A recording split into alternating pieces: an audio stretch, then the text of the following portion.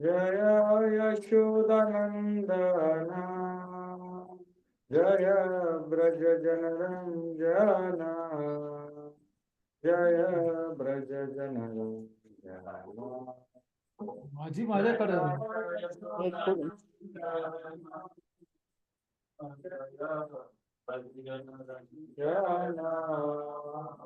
जय ब्रज जनरंजन जय यमुना तिरवनाचारी जय कुंज बिहारी जय यमुना तिरवनाचारी जय कुंज बिहारी जय राधा माधव जय कुंज बिहारी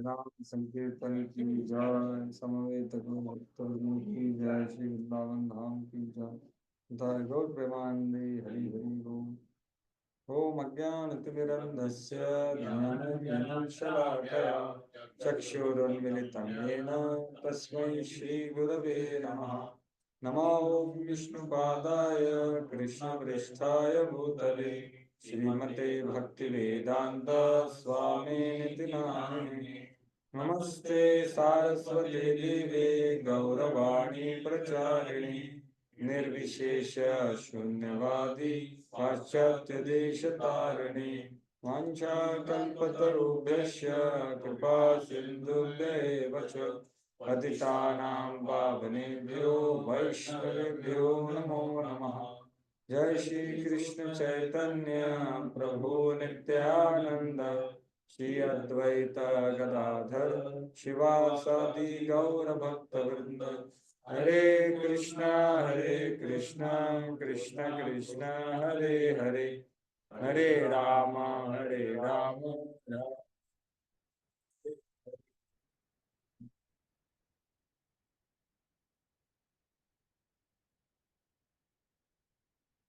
बाधाम्यगतविप्लवैश्वरस्य सर्वात्मनां हि गृह्णामि यथा मनीषं नीचो जयो गुणविसर्ग अनुप्रविष्ट श्रूयेत हि पुमाननुवर्णितेन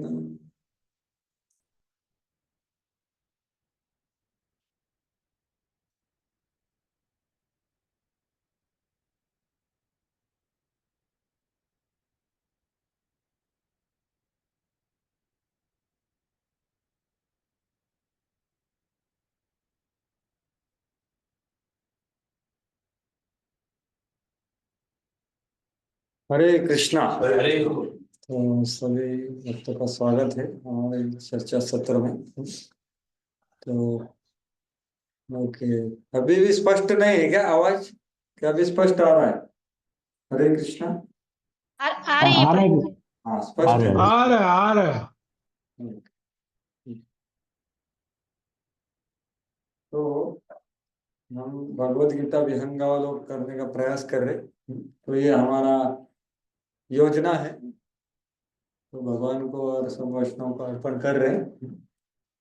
तो क्या योजना है, हमारा पहला दिन हो गया है जहाँ पर हमने थोड़ा गीता महत्व के बारे में महत्व देखा गीता का, और जो लेखक है हमारे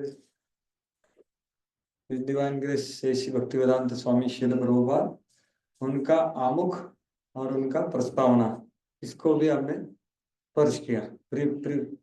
आमुख का भी महत्व चीज देखा, और प्रस्तावना में कैसे प्रभुपाद जी ने दो चीज बताया है।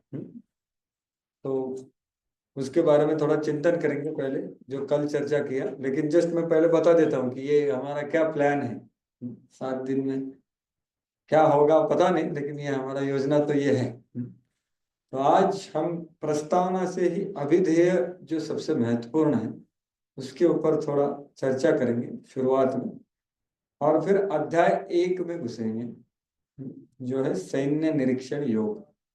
तो ये कैसे हमारे जीवन के लिए प्रासंगिक है, क्योंकि ये भगवत गीता का दरवाजा है। अगर ये हम अर्जुन के चेतना से हम प्रासंगिक नहीं हो पाए, मतलब रेलेवेंस बोलते हैं उसको, कि मेरे जीवन में भगवत गीता क्या मायने रखती है, तो वो हम देखेंगे प्रासंगिकता।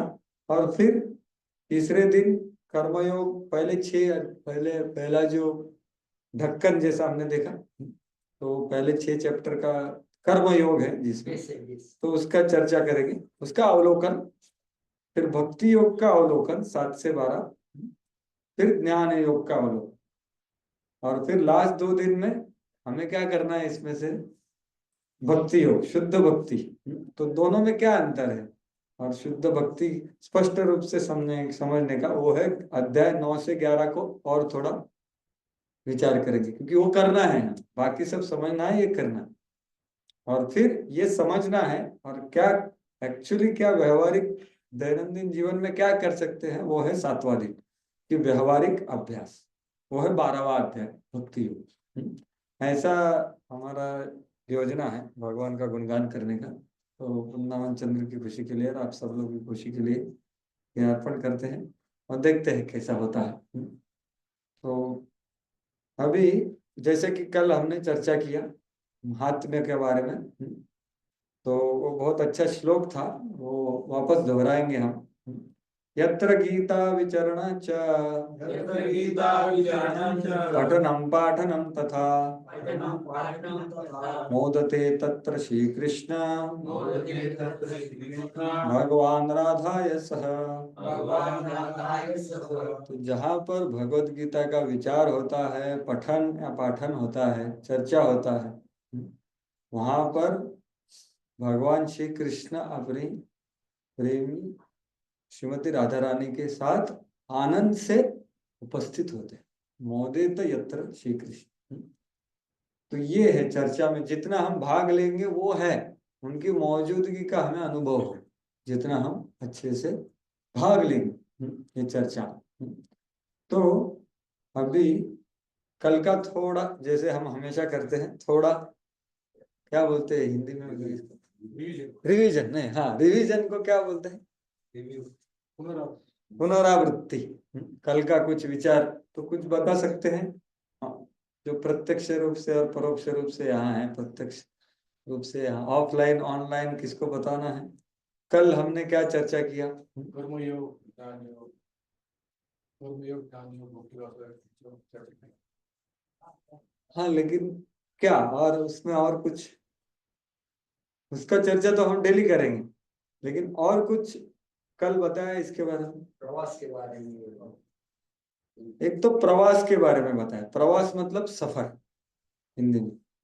तो हमें प्रवास करना है, सफर करना है, नहीं तो सफर हो जाएंगे। ये सफर नहीं करेंगे तो इंग्लिश में सफर हो रहते रहेंगे ये जगत में, करेक्ट। तो वो प्र है, वो एक्रोनिम है ना, प्र वा स। तो प्र क्या है, उल्टा उल्टा नहीं, ऐसा जाओ। प्र क्या है, प्र प्रयोजन। प्रवास चालू कब करते हैं हम, पहले पूछते कहाँ जाना है, प्रयोजन। प्रयोजन, प्रयोजन। बराबर। तो प्रयोजन में हमें आकर्षित होना चाहिए। तो अभी आप देखेंगे आमुख में प्रभुपाद जी लिखे हैं, अभी ये कौन से श्लोक में है मैं बता रहा हूँ आपको। ये आमुख नहीं, इंट्रोडक्शन। इंट्रोडक्शन को क्या है आपके इसमें, भूमिका। तो भूमिका में प्रभुपाद लिख रहे हैं कि ये, हाँ, अंत काले च मामेव, ये श्लोक मिला गया आपको किधर, उसके ऊपर लिखे हैं देखो प्रभु, हाँ इधर मिलेगा, मैं हिंदी में पढ़ता हूँ। अंत काले च मामेव मिला क्या किसको, आम भूमिका में देखिए मिला कि नहीं, मुझको भी नहीं मिला। 21 पेज नंबर प्रभु जी। हाँ, अंत काले च मामेव। तो उसके जस्ट ऊपर आप देखेंगे 5-6 लाइन, तो वहां का मैं पढ़ रहा हूँ। अंत काले च मामेव स्मरण मुक्त्वा कलेवरम। तो इसके पहले का पैराग्राफ में पढ़ रहा हूँ, जस्ट 4-5 लाइन ऊपर। वैदिक साहित्य में हमें सभी लोगों के विषय में प्रचुर जानकारी प्राप्त होती है। स्वर्ग के बारे में भी जानकारी प्राप्त हो गया। उस पर विश्वास करना या ना करना अपने ऊपर निर्भर करता है। वैदिक ग्रंथों में विशेषतः श्रीमद् भागवतम में सभी महत्वपूर्ण लोकों का वर्णन है। इस भौतिक आकाश से परे आध्यात्मिक जगत है जो अव्यक्त या अप्रकट कहलाता है। और इसके आगे का लाइन में बताना चाहता था, वो क्या है? व्यक्ति को भगवत धाम की ही कामना तथा लालसा करनी चाहिए। ये मिला आपको? मराठी में भी मिल सकता है, अंतकाल लालसा और कामना लिखा है ना। तो ये हमारे हृदय में प्रकट होनी चाहिए, लालसा और कामना। एक ऐसा नहीं, हाँ ठीक है वो भी एक जगह है। तो ये बहुत जरूरी है। और ये कैसे प्रकट होगी? उसके बारे में जान करके। अमेरिका में जाने का लालसा कैसे होता है उसके जाने का, सुन करके ना। तो ये बहुत जरूरी है। तो प्रयोजन, और उसको जानना है कि उधर क्या होता है इतने। तो वो हो गया प्रवास का फिर वो क्या है? विधि। विधि या अविधेय, बराबर। विधि कि भाई उधर जाना है, लेकिन जाना कैसे है? तो अलग अलग विधि भगवत गीता में दी है। जैसे प्रभु जी बोले कर्म योग है, ज्ञान योग है, भक्ति योग है। और भक्ति योग में भी मिश्र भक्ति है, शुद्ध भक्ति है। तो बहुत सारे रास्ते हैं। तो वो सब अलग अलग जगह पे लेके जाए। मतलब भगवत धाम में जाएंगे, आध्यात्मिक गंतव्य मिलेगा, लेकिन अलग अलग है। जैसे आज आज प्रभु जी बोलेगा, नहीं आज नहीं बोले, यतोमत ततोपद होता है ना।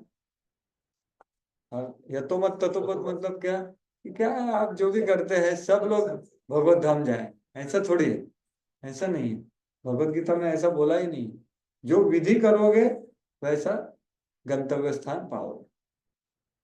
तो देखिए, एक प्रभुपाद जी उदाहरण देते हैं कि जेल से बाहर निकलना एक बात हो गई, लेकिन जेल से बाहर निकल के आप राज्य में जा रहे हैं, या जेल के बाहर एक पानी का ये होता है, पहले होता था खंडक, उसमें है, या राज्य में जा रहे हैं, या राजा के मंत्री, राजा के पैलेस क्या बोलते हैं, राजा के राजवाड़े में जा रहे हैं। जेल के बाहर ही निकल रहे हैं ना सब लोग। बाहर निकल के कोई खंडक में पानी में रह रहा है, वो भी जेल के तो बाहर है।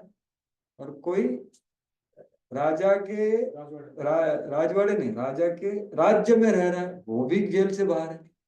लेकिन जो राजा के राजवाड़े में उसके एकदम निकट रह रहा है, वो भी बाहर है जेल के। लेकिन हमें कहाँ जाना? तो कर्मयोग, ज्ञान योग, भक्ति योग, इससे अलग अलग जेल से तो बाहर निकलेंगे, लेकिन कहाँ जाना है? प्रभुपाद जी बोलते हैं हमें भगवान के कुटुंब का एक हिस्सा बनना है। We have to become family member of Krishna. That is in Vrindavan. Golok जाना मतलब बहुत आंतरिक भगवान का वो कुटुंब है। वहां पे भगवान भगवान नहीं है, बिल्कुल भगवान भगवान बिल्कुल नहीं है। तो वहां पे अगर जाना है तो विधि भी सही समझना पड़ेगा। तो वो है विधि। तो अलग अलग विधि जानने पड़ेंगे, और हम कौन सा रास्ता चल रहा है वो जानना पड़ेगा। तो आप बोलेंगे अदर दूसरा विधि जानने का क्या जरूरत है? पूछ सकता है ना, जो रास्ते पे चलना है वो जानो भाई, बाकी रास्तों को क्यों जानो? क्या उत्तर देंगे? देखो, जो रास्ते पे चलना है वो जानिए, जो रास्ते पे ना चलना है उसका इंफॉर्मेशन का क्यों टाइम वेस्ट करने का? फिर दो दो दिन हम क्यों दे रहे हैं उसको? ये प्रश्न है। जानना तो चाहिए सही रास्ता कौन सा है, जरूर जानना चाहिए। हाँ, तो फिर सही रास्ता ही जानेंगे ना। जो रास्ते पे चलना ही नहीं है, जैसे कर्म योग है, अष्टांग योग है, ज्ञान योग है, तो फिर उसके बारे में चर्चा क्यों करनी है? हरे कृष्णा। हरे कृष्णा। हाँ बोलिए। पहले अच्छी तरह से कर्मयोग समझने के बाद उसकी इच्छा हो सकती है। मतलब जहाँ जाना है वो कैसा है, क्या है, उसके लिए क्या कर्म करना चाहिए और क्या भक्ति करना चाहिए, इसके लिए ये सब जानना जरूरी। कर्मयोग मैं बोल रहा हूँ, कर्मयोग जानने का क्या जरूरत है? डायरेक्ट भक्ति योग करना है ना। डायरेक्ट भक्ति योग की तरफ नहीं जा सकते, क्योंकि क्यों स्टेप नहीं जा सकते? तो भक्ति तो बहुत मुश्किल हो गया, फिर नहीं जा सकते। स्टेप पात्र। बाय स्टेप ही जाना पड़ेगा। हाँ, स्टेप बाय स्टेप ही जाना पड़ेगा। देखिए भक्ति बोला जाता है, महाप्रभु आए हैं, कोई भी भक्ति कर सकता है। आप बोल रहे कर्मयोग करना पड़ेगा, ऐसा तो बिल्कुल बताया नहीं। स्टेप वाइज, जैसे प्रभु जी भी बोल रहे हैं, माता जी भी बोल रहे हैं, स्टेप वाइज है। यस प्रभु, आप भी बोलो। कर्मयोग या ज्ञान योग के द्वारा हम अपने आप को थोड़ा सा इम्प्रोवाइज करते हैं भक्ति के अंदर शीघ्रता से प्रवेश करने के लिए। हम अगर भक्ति के अंदर एटर्न जाना चाहेंगे तो नहीं जा पाएंगे। भक्ति के अंदर जाने के लिए हमको कोई रास्ता चाहिए ना, जो एक बताता हो। तो वो कर्म योग या ज्ञान योग, जैसे काम कम करा किसी ने तो वो थोड़ा सा इम्प्रूव हुआ, भगवान के बारे में जानने की इच्छा हुई उसको, तो वो जो है ये विधियां हैं इस टाइप से कि हम भक्ति के अंदर इम्प्रूव कर सकते हैं। अगर हम सीधा आप भी वही बोल रहे हैं, बाकी भक्त जो बोल रहे हैं। लेकिन देखिए प्रभुपाद जी यूएस में गए और हिप्पियों को सिखाया, उन्होंने कहा कर्मयोग वगैरह बताया क्या? डायरेक्ट भक्ति में लग गए हो। भक्ति योग ऐसा नहीं, बाकी योग करने का जरूरत है। लेकिन उनको शुद्ध साधु संग मिल गया ना प्रभुपाद, जो शुद्ध, हाँ, उसके वजह से वो भक्ति में आ गए। फिर हम भी वैसा कर सकते हैं ना। नहीं प्रभु जी, हमें तो जानना चाहिए कौन शुद्ध है, पहले हमें ज्ञान तो होना चाहिए। हाँ, तो फिर वही जानो, कर्मयोग को क्यों जानना, ज्ञान योग को क्यों जानना? देखो शुद्ध भक्त प्रभुपाद जी हमारे गुरु है, तो हम भी कर सकते हैं शुद्ध भक्ति। पहले अर्जुन को भगवान ने हाँ बोलिए। पहले अर्जुन को भगवान ने सब कुछ बता दिया, कर्मयोग बताया कि, और फिर हाँ, अर्जुन को तो सब बताया, तब अर्जुन ने कहा कि भाई मैं ये सब नहीं कर सकता। तभी तो हमें पता लगेगा कि कितनी बाकी, अगर हम डायरेक्ट वो क्या नहीं कर सकता बताया, अष्टांग योग नहीं कर सकता, उधर वो बताया नहीं कर सकता। कर्मयोग के वक्त नहीं बताया उसने। अष्टांग योग का जब बताया भगवान ने कि भाई ऐसा बैठना है, नाक के ऊपर देखना है, तो मैं नहीं कर सकता है। इससे पता चल रहा है कि अगर कर्मयोग और ज्ञान योग ये सब विधियां बहुत कठिन है। ऐसी बात भी नहीं है। देखिए आज का लेक्चर सुना क्या आपने? तो एक आदमी क्लास में कैसा बता रहा था, एक गृहिणी का कर्मयोग है स्वयंपाक करना, और उसका ज्ञान है कि कितना नमक डालने का, कितना ये डालने का, और भक्ति क्या है, अपने पति के लिए खुशी के लिए बनाना, ये है। तो ऐसा अलग अलग लोगों का अलग अलग समझ है। तो इसलिए मैं यह प्रश्न कर रहा हूँ कि ये जानने का जरूरत क्या है। तो देखिए ये जानिए है कि कभी भी सही क्या है जानने के लिए पूरा का पूरा क्या नहीं करना, ये भी सही तरह से समझना चाहिए, नहीं तो उसका मिश्रण होता है। क्योंकि कर्मयोग या ज्ञान योग एक विधि है, लेकिन विधि से ज्यादा वो एक विचारधारा है, तो इसलिए उसका मिश्रण नहीं होना चाहिए। इसलिए हम उसको जानेंगे। यम नियम बोलते हैं, नियम तो है, यम इसका मतलब क्या नहीं करना। यम और नियम, डूज और डोंट्स, वो है। यहाँ पर क्या है, सही रास्ता क्या है और गलत रास्ता क्या है। तो ये रास्ते में बहुत आसान है ना, कि जीपीएस दिखा देता है, थोड़ा गलत चला गया तो जीपीएस बोलेगा, माता जी बोलेंगे यार डिटूर ले लो, ऐसा आ जाए। तो लेकिन भक्ति मार्ग ऐसा सिर्फ रास्ता चलने जैसा नहीं है ना, वो अपना भाव क्या है, अपना विचार क्या है, हमारा ध्येय क्या है। थोड़ा गया इधर उधर तो उधर ऐसा जीपीएस जैसा बताने वाला कोई नहीं है, हमको आपको ही देखना पड़ेगा। नहीं तो कभी गुरु महाराज देखेंगे तो वो बता सकते हैं इधर क्या, ऐसा क्यों कर रहे तू, ये ऐसा। मतलब रास्ते का उदाहरण देने के लिए बहुत आसान है, लेकिन भक्ति योग हृदय से होता है ना, तो उसमें हम गलत विचारधारा में, गलत भावना में गए तो वो क्या है वो जानना चाहिए। कर्म मिश्र है, कर्म योग कर रहा हूँ, ज्ञान योग कर रहा हूँ। नहीं तो सरल लैंग्वेज में बताता हूँ, वो क्या है, भुक्ति मुक्ति स्पृहा बोला ना मैंने कल। तो जहां पर हम भक्ति अपने आप के थोड़े संतुष्टि के लिए करते हैं, फल की आकांक्षा रख के, वो क्या है, कर्मयोग का मिश्रण, वो बोलते एंजॉय, भुक्ति। और दूसरा क्या है, भोग कर करके फ्रस्ट्रेट हो गया आदमी, अरे ये सब नहीं चाहिए यार, भौतिक आदान प्रदान, भौतिक संबंध और भौतिक क्रिया नहीं चाहिए, उससे मैं उब गया हूं, संबंधों में मैं जल गया हूं, अभी मेरे को कुछ संबंध नहीं चाहिए, कुछ भौतिक क्रिया नहीं करूंगा मैं सिर्फ। तो गुरु महाराज बोलेंगे कि भाई आप थोड़ा बुक वितरण करो, आप थोड़ा प्रचार करो, आप थोड़ा ये पुस्तक पढ़ो, नहीं, वो बोलेगा नहीं नहीं वहां बाहर नहीं जाना, माया में नहीं, इस सिर्फ एक जगह पे ये एक भाव। मतलब सेवा दे रहे लेकिन आप बोलेंगे कि नहीं नहीं नहीं नहीं, मैं नहीं कर सकता, मैं उससे भौतिक चीजों से मैं घुसना नहीं चाहता, भौतिक संबंध, भौतिक क्रिया या भौतिक आदान प्रदान में मैं घुसना नहीं चाहता, क्योंकि उधर क्या हो गया, मैं जल गया हूं। तो ये है एस्केप। एंजॉय भी, एस्केप भी नहीं करना, एंजॉय भी नहीं, लेकिन एंगेज करना, वो है भक्ति। तो हमारे भक्तिमय जीवन में भी ऐसा होता है, इसलिए हमें इसको जानना। तो ये है विधि। तो विधि को सही तरह से समझना, तो उसके लिए हम चर्चा करने वाले हैं। सही विधि क्या है, गलत विधि क्या है, क्योंकि विधि सही सही विधि सही विचारधारा के साथ जब करेंगे तभी उसको शुद्ध भक्ति कहा जाए। सही विधि कर रहे हैं लेकिन सही विचार नहीं है, तो वो शुद्ध भक्ति नहीं है पूरा, वो एक भक्तोन्मुख सुकृति मिलेगा। ये आपने क्या ध्यान दिया जैसे अभी कि वो जो हमको किसी माइक इन्होंने लगाया क्या? हाँ माइक दो ना।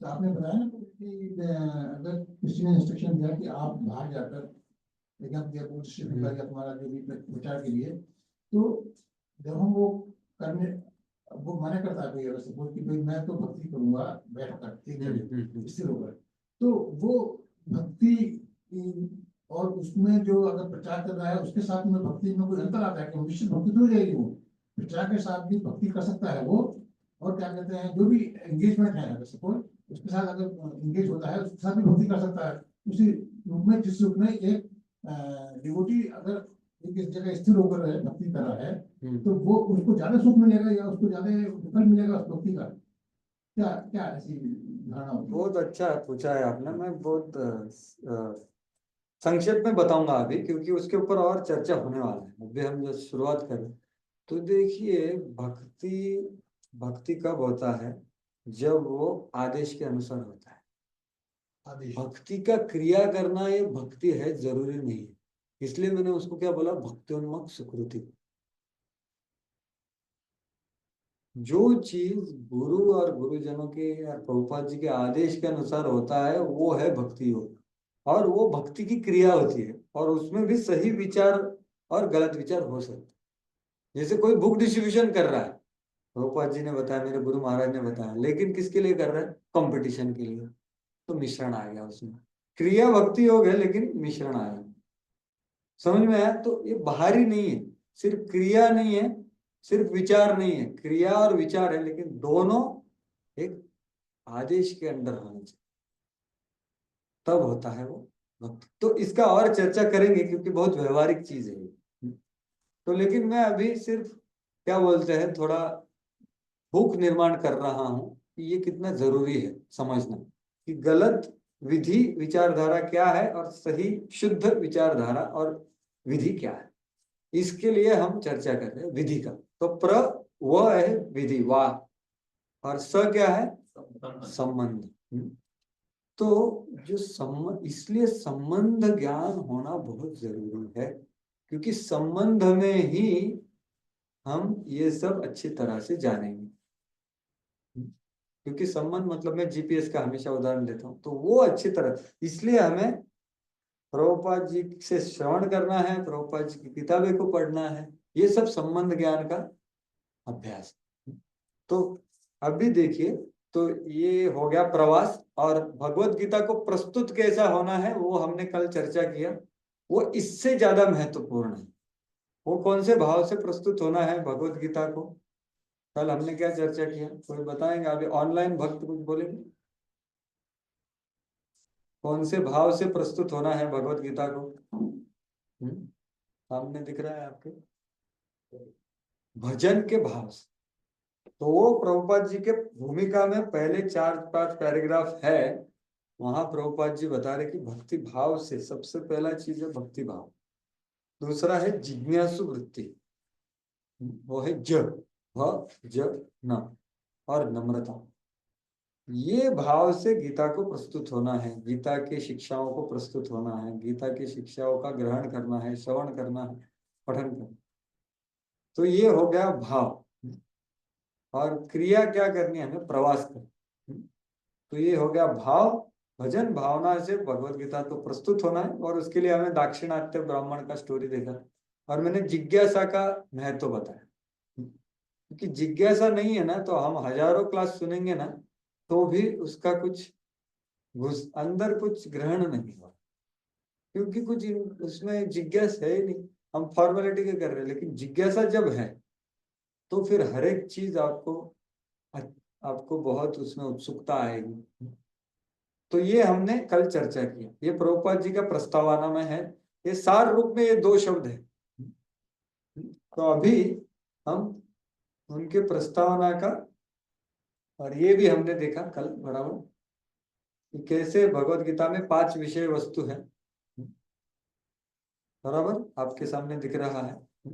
जीव, जगत, जगदीश या ईश्वर, जीव, ईश्वर, प्रकृति, काल, कर्म, और वो क्या है वो भी हमने देखा, बराबर। तो भगवत गीता में ये बहुत अच्छी तरह से बताया है, क्योंकि ये जगत में यही सब चल रहा है, ये 5 चीजों का आदान प्रदान हो रहा है बस। अगर आप अच्छी तरह से समझोगे तो सही जीवन जी सकते हैं और अंत में भगवत धाम जा सकते हैं। नहीं तो क्या, काल और कर्म का प्रभाव से हम, जैसे प्रभु जी आज बोल रहे थे कि हर एक जन बहुत ही समस्या में है, बहुत ही दुख में है। हालांकि सेल्फी में डालते बड़े बड़े, बट अंदर ही अंदर है क्या, क्योंकि कृष्ण नहीं।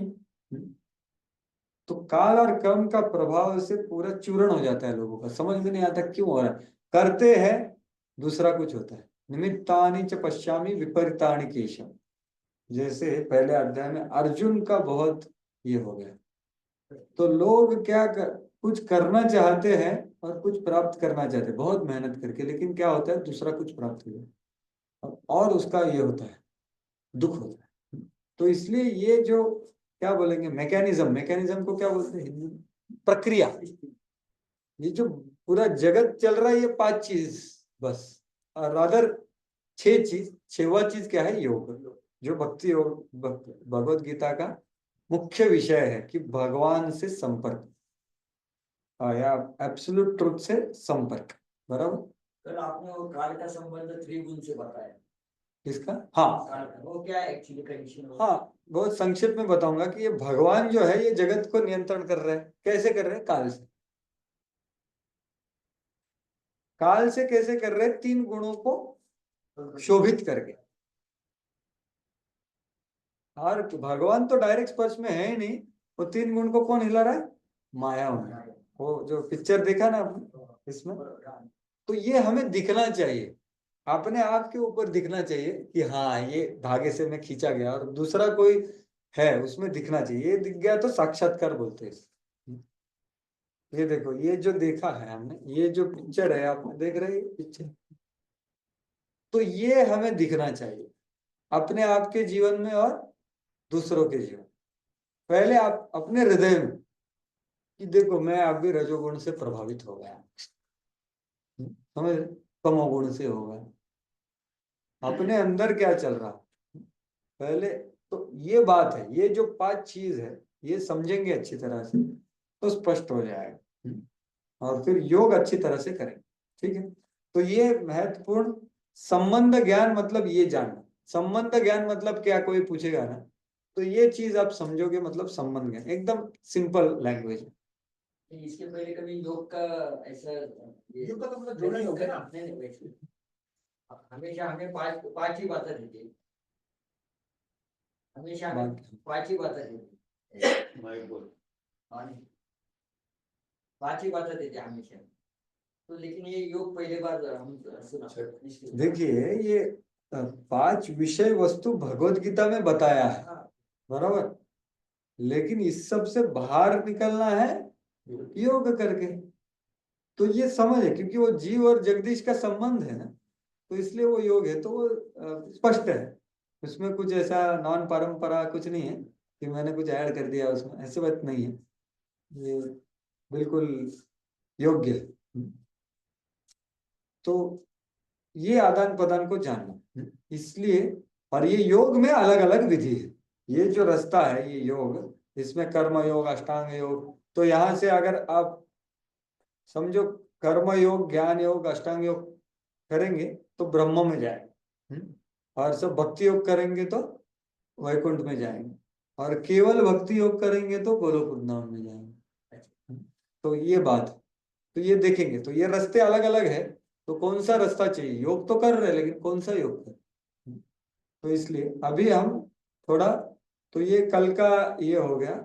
और किसी को कल के बारे में कुछ बोलना है जो मैंने मिस कर दिया? नहीं तो कुछ महत्वपूर्ण आपको लगा कल हमने चर्चा किया? किसी को कुछ बोलना है कल का चर्चा के बारे में? श्रुति स्मृति, श्रुति स्मृति का क्या बताएं? ये भगवान के द्वारा बोला। हाँ, महत्व कैसे गीता सबसे महत्वपूर्ण है कि बाकी सारे वेद पुराण भगवान का श्वास है, लेकिन गीता क्या है? उनकी वाणी है, जो उसका पूरा सार है। और फिर एक स्टेप ऊपर जा सकते हैं हम लोग कि भागवत ये भगवान श्री कृष्ण खुद है, उनसे कुछ बाहर नहीं आ रहा है, वो खुद है भागवत पुराण। वो कृष्ण भगवान से अभिन्न है, इसलिए ये गीता भागवत बहुत जरूरी है। तो इसलिए उनका महत्व देखा, तो ठीक है अभी इसमें आगे मतलब बढ़ते हैं।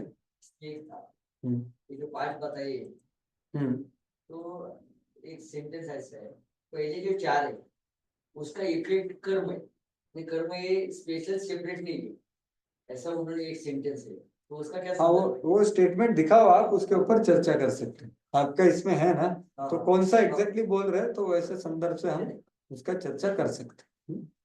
लेकिन कर्म को वो बोलते हैं, स्पष्टता से समझना है ना। एक लाइन में ये बात है, प्रभुपाद जी बोलते हैं ईशोपनिषद में, the incompleteness experience of incompleteness is because of the incomplete understanding of complete whole। तो इनकम्प्लीट को क्या बोलते हैं? अपूर्ण। नहीं तो क्या बोलते हैं? कम है ना, थोड़ा कुछ कम है, ऐसा आदमी को लगता है ये जगत में कुछ कम हो रहा है, मेरे को कम, व्यवस्था कम है, सुविधा कम है, कुछ चाहिए वो नहीं है। इसका अनुभव होता है। क्यों होता है ये? क्योंकि भगवान का पूर्ण समझ नहीं है। भगवान के अविद्या, अविद्या मतलब क्या? ना जानना। भगवान को पूर्ण रूप से ना जानने की वजह से जो अनुभव होता है उसको बोलते हैं अपूर्णत्व का अनुभव। तो अगर अपूर्ण लगा मेरे को इधर, तो मैं क्या करूंगा? कुछ क्रिया करके पूर्ण करने का प्रयास करूंगा, तो वो प्रयास को बोला जाता है कर्म। और उससे आदमी को बंधन में फंसता है। वो सोचता है कि मैं जगत को लेकर के कुछ आनंद लेना, क्योंकि अभी आनंद नहीं है मुझे, तो मैं कुछ तो करके जगत से मैनिपुलेशन करके मैं आनंद प्राप्त करूंगा, उसको बोलते हैं कर्म। तो ये श्रीधर स्वामी ने दिया हुआ डेफिनेशन है, बहुत गहरा है। जो क्रिया हम समझते हैं कि हम अपूर्ण है, मेरा अनुभव अपूर्ण है, और वो पूर्ण करने के लिए भगवान के व्यतिरिक्त ये जड़ जगत में कुछ पकड़ के आनंद लेना चाहते हैं, उसको बोलते हैं कर्म। तो इसलिए कर्म कहाँ है? जीव और जगत का जो आदान प्रदान है उसमें कर्म। लेकिन भक्त भी बुक डिस्ट्रीब्यूशन कर रहा है, भक्त भी प्रसाद ले रहा है, वो भी जगत से ही आदान प्रदान है ना, लेकिन वो ऐसा नहीं है। वो आदेश के अनुसार कर रहा है, तो वो भक्ति, वो योग हो गया। उसका खाना भी योग हो गया, लेकिन बाहर वालों का खाना कर्म हो जाए। तो देखिए अंतर, देखिए। तो कर्म ये जीव और जगत इसका, जब आप भगवान से, जगत को भगवान को कनेक्ट करके देखते हैं, जैसे प्रसाद है तो वो योग हो गया, खाना। प्रभुपाद बोले ईट अवे बैक टू गॉड है। क्यों? क्योंकि वो प्रसाद है, भगवान का संपर्क हो गया ना। बुक डिस्ट्रीब्यूशन भी सेलिंग लगता है, लेकिन भगवान के खुशी के लिए आदेश के अंडर कर रहे, तो वो सेलिंग नहीं है, बिल्कुल नहीं, वो भक्ति है। प्रभुपाद बोलते समाधि है। जो हिमालय में योगी बैठे हैं समाधि में है, उससे ज्यादा मेरे जो शिष्य भूख वितरण करने वो अच्छे समाधि में, प्रभुपाद जी।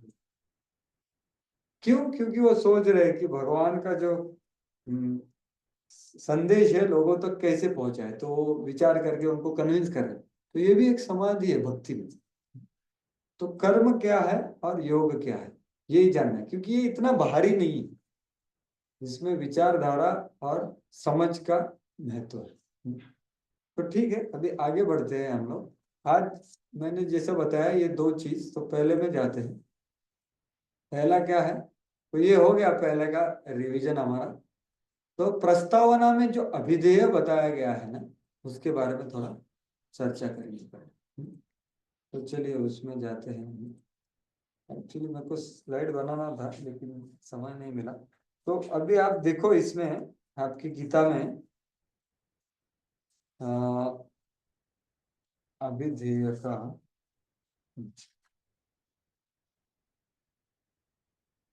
अभी जो आपने पढ़ा ना, अंत काले च मामेव, तो थोड़ा पीछे जाइए। वहां पर प्रयोजन, हाँ प्रयोजन का शुरुआत होता है। अभिधेय ना जस्ट एक पेज पहले चालू होता है। निर्माण मोहा चित संग दोष, मिला क्या आपको? ठीक है, उसके पहले जो है ना वो है प्रयोजन। ठीक है, उसके पहले जो भी दिया हुआ है वो है प्रयोजन। मेरे पास अभी सॉफ्ट कॉपी नहीं है लेकिन दिखा सकता था। ऑनलाइन दिखता है क्या भगवत गीता? ऑनलाइन भगवत गीता दिख सकता हूँ क्या इधर? किसको पता? ऑनलाइन भगवत गीता खोल सकता हूँ क्या इधर? पता है किसको? नहीं, मैं तो ये उधर खोल के इधर दिखाता था। उसको बुला लूंगा। हाँ बच्चा हाँ चलेगा, उसको बुलाए तो वो कर सकते हैं।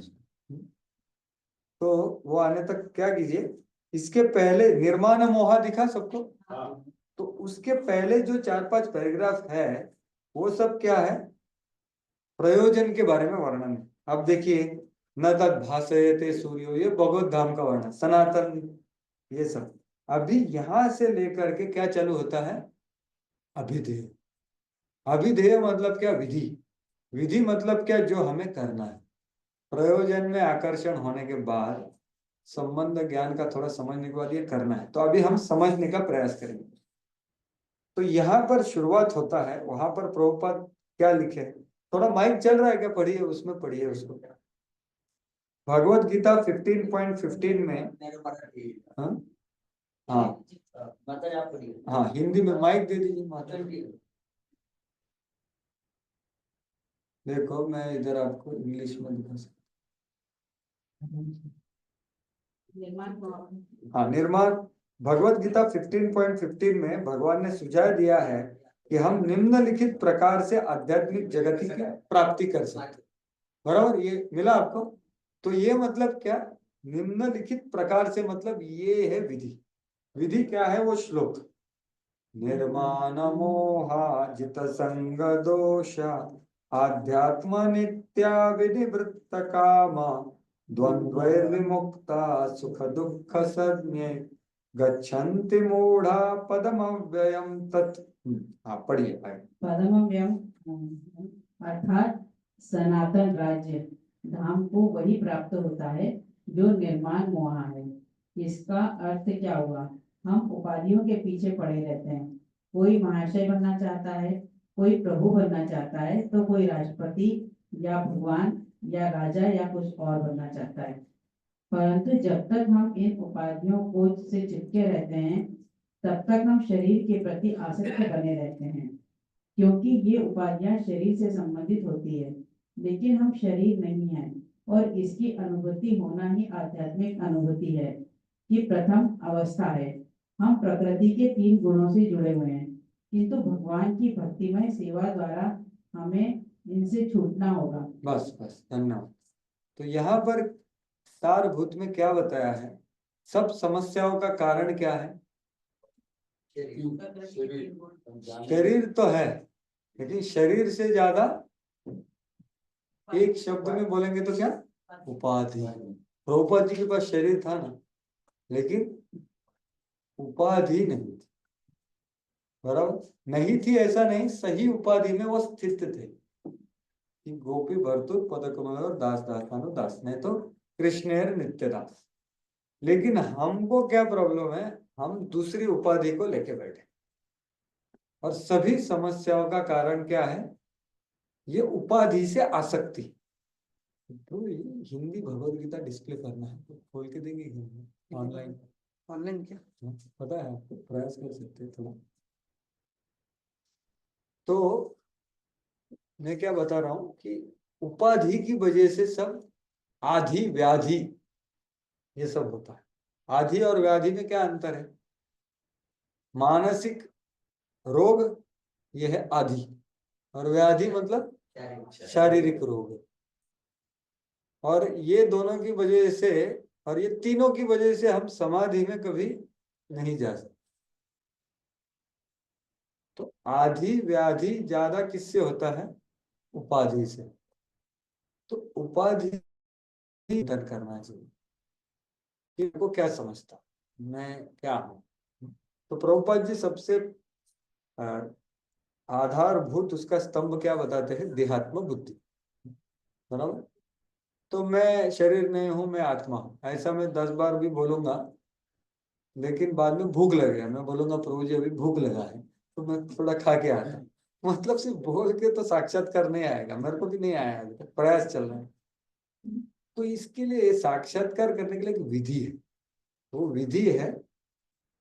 तो आत्मा साक्षात्कार करने के लिए एक विधि होता है, वो क्या है? कर्मयोग। आत्म साक्षात्कार, मैं देह नहीं हूं, मैं कौन हूं? आत्मा हूं। इतना जानने के लिए आप क्या कर सकते? कर्मयोग कर सकते। आत्म साक्षात्कार, I am not this body, I am spirit, this is it. लेकिन हमें उधर तक जाना है क्या? नहीं, हमें सेवक बनना है भगवान, इसलिए भक्ति करते। तो कर्मयोग में और भक्ति में अंतर है, समझ गए? ये भी एक अंतर है। तो ये यहाँ पर सबसे पहले बोला है, और फिर प्रभुपाद जी बोल रहे हैं आगे कि ये क्यों होता है। अरे वो बोल दिया क्या?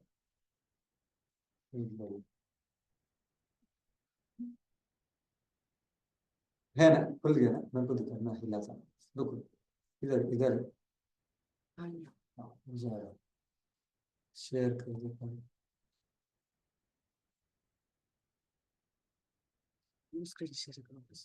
उधर स्क्रीन शेयर करना पड़ेगा ना उनको। टॉप शेयर, और ये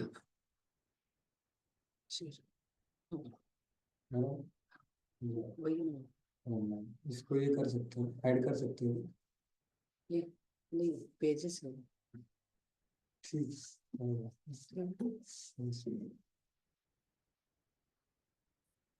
इसको साइड में भी नहीं लिख सकते, ठीक है, कोई बात नहीं, दिखते रहे, अच्छा धन्यवाद।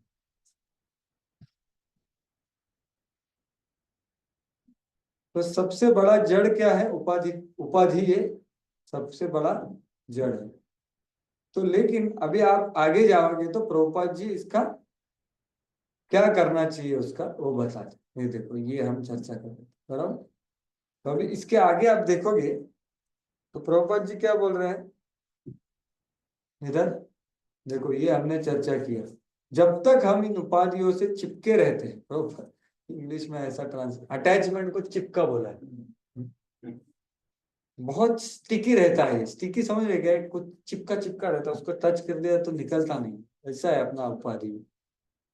और उसकी वजह से सभी कुछ भौतिक, देखो भौतिक उपाधि से भौतिक इच्छा, भौतिक आकांक्षा, कामना सब उधर से आती। जब तक हम शरीर के पास, तब तक उपाधियों से संबंधित होते। लेकिन करना क्या है? करना क्या है? जब तक देखो यहां तक ये उपाधि कब तक रहेगी भाई? तो जब तक हम मरेंगे नहीं ना, तब तक ये उपाधि रहेगी, ऐसा प्रभुपाद जी बोले। जब तक हम प्रकृति पर प्रभुत्व जताने की प्रवृत्ति को नहीं त्यागते, तब तक भगवान के धाम, सनातन धाम को वापस जाने की कोई संभावना नहीं। उपाधियां तथा आसक्तियां हमारी, ये देखो ये बताने का कोशिश करो, हाईलाइट में होता है। तो ये बोल रहा हूं, हमारी काम वासना और इच्छा अर्थात प्रकृति पर कारण ये उपाधि क्यों है? प्रभुपाद जी बोले कि ये हमारा वासना है, उसकी वजह से। तो प्रभुत्व जताने की इच्छा, तो इसके बाद फिर क्या बोला है प्रभुपाद जी ने? तो भाई भगवत धाम जाना है तो पहले हम भगवत धाम के बारे में जानना चाहिए और उसमें जाने का इच्छा करना चाहिए। ये सब यहाँ का मैंने पहले बताया आपको। देखो, लालसा होनी चाहिए, बताया। तो हमारी इच्छाएं बदलना इतना आसान नहीं है। जैसे मैंने फैन लगा दिया, फैन लगाना आसान है ना, लेकिन अपना इच्छा बदलना इतना आसान नहीं है। जैसे कंप्यूटर मोबाइल में कुछ फाइल आ जाता है तो आप क्या कर सकते हो, उसको सिलेक्ट करके डिलीट। वैसा हमारे हृदय में कुछ ऐसा है क्या कि भाई उसको भौतिक इच्छाओं को पकड़ो और बोलो राइट क्लिक करके शिफ्ट डिलीट? इतना आसान नहीं है ना करना। तो वो करने के लिए हमें दूसरी इच्छाओं को लाना पड़ेगा। तो वो प्रभुपाद जी बोल रहे हैं, व्यक्ति को भगवत धाम की ही कामना तथा लालसा करनी चाहिए, क्योंकि जब उस धाम की प्राप्ति होती है तब उसको वह से फिर इस जगत में लौटना नहीं पड़ता। तो ये बात है। इसलिए हमें इच्छा बदलने के लिए क्या करना पड़ेगा, भगवत धाम के बारे में इच्छा जागृत करना, और वो उसको बढ़ाना पड़ेगा। जैसे थोड़ा एक छोटा सा ये होता है ना, ठिनगी होता है, तो उसको और बढ़ाना पड़ेगा। तो हमारा अभी बहुत कुछ हो गया, ठिनगी नहीं, बहुत बड़ा फायर है। यहाँ तक पहुंच गए, इतने साल से भक्ति कर रहे। लेकिन ऐसा नहीं अभी हो गया, अभी दूसरों को फायर लगाता हूँ। वो तो कर सकते हैं प्रचार, लेकिन वो फायर को बढ़ाना है। हाँ, नहीं तो क्या है, बाहर के लोग उसके ऊपर क्या कर रहे हैं, पानी डाल रहे हैं और उसको कम कर रहे हैं। और फायर भी अलग अलग टाइप का फायर है, शुद्ध एक शुद्ध है, एक मिश्र है, बराबर। इसलिए फिर क्या करना चाहिए भाई? तो ठीक है, भगवत धाम कैसे पहुंचना है फिर? अंत काले च मामे, मरते वक्त भगवान का स्मरण करो। लेकिन मरते वक्त भगवान का स्मरण कैसे करेंगे? पूरा जगह जीवन भर भक्ति का अनुशीलन करो। तो वही प्रभुपाद जी बता रहे कि this life is preparation for next life. तो हमारा जैसे परीक्षित महाराज का परीक्षा था, उनको पता था 7 दिन का है, तो हमारा भी 7 दिन का हो सकता है, 7 साल का हो सकता है, 70 साल का हो सकता है, या 7 दिन का हो सकता है, 7 मिनट का हो सकता है, किसको पता। लेकिन जो भी है, अभी जो समय हो वो क्या है, तैयारी करने का समय। वही प्रभुपाद जी यहाँ पर बोले, देखो यहाँ इधर बोल रहे, this life is preparation for next life. देखो इधर दिया। तो फिर प्रिपरेशन बोलने के बाद अभी प्रभुपाद जी बोल रहे हैं कि भाई कैसे प्रिपरेशन कर। कोई बोलेगा, मतलब अलग अलग विधि है ना, उसका वर्णन कर रहे हैं प्रभुपाद जी कि देखो हमको अभी भगवान का स्मरण करना है, लेकिन फिर भगवान या क्या बोलते हैं एब्सोल्यूट ट्रुथ, मतलब परम सत्य का चिंतन करें। लेकिन परम सत्य का चिंतन करने में भी 3 प्रकार है, ब्रह्म, परमात्मा, भगवान। तो उसका वर्णन करते हैं प्रभुपाद जी। तो ये है, ये बोल रहा था मैं। अतएव यदि इस जीवन में भगवत धाम पहुंचने की तैयारी कर लेते हैं तो शरीर को त्यागने के बाद भगवान के सत्य, तो यह जीवन अगले जीवन की तैयारी है। तो फिर ठीक है, ये ब्रह्म, परमात्मा, भगवान का वर्णन कर रहे प्रभुपाद जी। देखो, ब्रह्मवादी, परमात्मावादी तथा भक्त, तो ये तीनों लोग योग कर रहे हैं, अलग अलग योग कर रहे हैं। हमें कौन सा करना है? भक्ति। वो प्रभुपाद जी आगे बताओ। यहाँ पर देखिए, हाँ ये पढ़िए।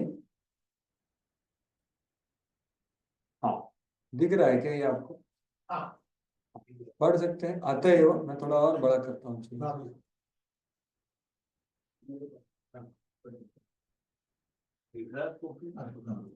अतएव जीवन के अंत में अध्यात्मवादी ब्रह्म ज्योति परमात्मा में या भगवान श्री कृष्ण का चिंतन करते हैं। प्रत्येक दिशा में वे आध्यात्मिक आकाश में प्रविष्ट होते हैं, लेकिन केवल भक्त या परमेश्वर से संबंधित रहने वाला ही वैकुंठ लोक में या गोलोक वृंदावन में प्रवेश करता है। देखो, तो प्रभुपाद जी यहाँ पर क्या बता रहे हैं कि आध्यात्मवादी ब्रह्म ज्योति परमात्मा या भगवान कृष्ण के चिंतन करते हैं। अलग अलग है ना, तो अलग अलग चिंतन करते हैं। लेकिन गोलोक में जाना है तो क्या करना पड़ेगा? भक्ति, बराबर। परमेश्वर से संबंधित होने वाला भक्त ही वैकुंठ या गोलोक में प्रवेश कर सकता है। ठीक है, फिर क्या करना पड़ेगा, आगे पढ़ो। भगवान भगवान ये भी कहते हैं कि इसमें कोई संदेह नहीं है, इस पर दृढ़ विश्वास करना चाहिए। हमें चाहिए कि जो हमारी कल्पना से मेल नहीं खाता उसका बहिष्कार न करें। हमारी मनोवृत्ति अर्जुन की सी होनी चाहिए। आपने जो कुछ कहा उस पर मैं विश्वास करता हूँ। अतः जब भगवान ये कहते हैं कि मृत्यु के समय जो हाँ ठीक है, मतलब वो यम वापिस मान भाव। यहाँ पर सबसे महत्वपूर्ण चीज है कि भगवान के शब्दों पर विश्वास। प्रभुपाद जी क्या बोल रहे हैं कि दृढ़ विश्वास होना चाहिए, भगवान ऐसा बोल रहे हैं। जिनके घर जाना है ना, वो बोल रहे हैं ना, उसके ऊपर विश्वास कर। तो अभिधेय में सबसे पहला चीज क्या होता है, भगवान के वाणी के ऊपर विश्वास। ये सबसे पहला चीज है। और ये विश्वास, श्रद्धा, या इसको बोलते हैं दृढ़ श्रद्धा, या बोलते हैं शास्त्रीय श्रद्धा। एक होता है लौकिक श्रद्धा, एक होता है शास्त्रीय श्रद्धा। लौकिक श्रद्धा मतलब क्या, कोई दूसरा भक्ति कर रहा है, उसके साथ हम भी कर रहे हैं, तो ठीक है, वो अच्छा है शुरुआत में। लेकिन वो लौकिक श्रद्धा परिणित किस में होना चाहिए, शास्त्रीय श्रद्धा। शास्त्रीय श्रद्धा मतलब जो भगवान बोले हैं, भगवान के भक्त गीता भागवत में बोल रहे, वो सही। तो चाहे भाई मेरा लौकिक श्रद्धा था किसी के ऊपर, इसलिए मैं भक्ति में तो आ गया, तो अच्छा है, हम कृतज्ञ रहेंगे उसको। लेकिन कल को उसने समझो कुछ गलत किया, तो मैं भी उसके रास्ते में जा सकता हूँ, लेकिन वैसा नहीं जाना। इस्कॉन में बहुत ऐसा हुआ है।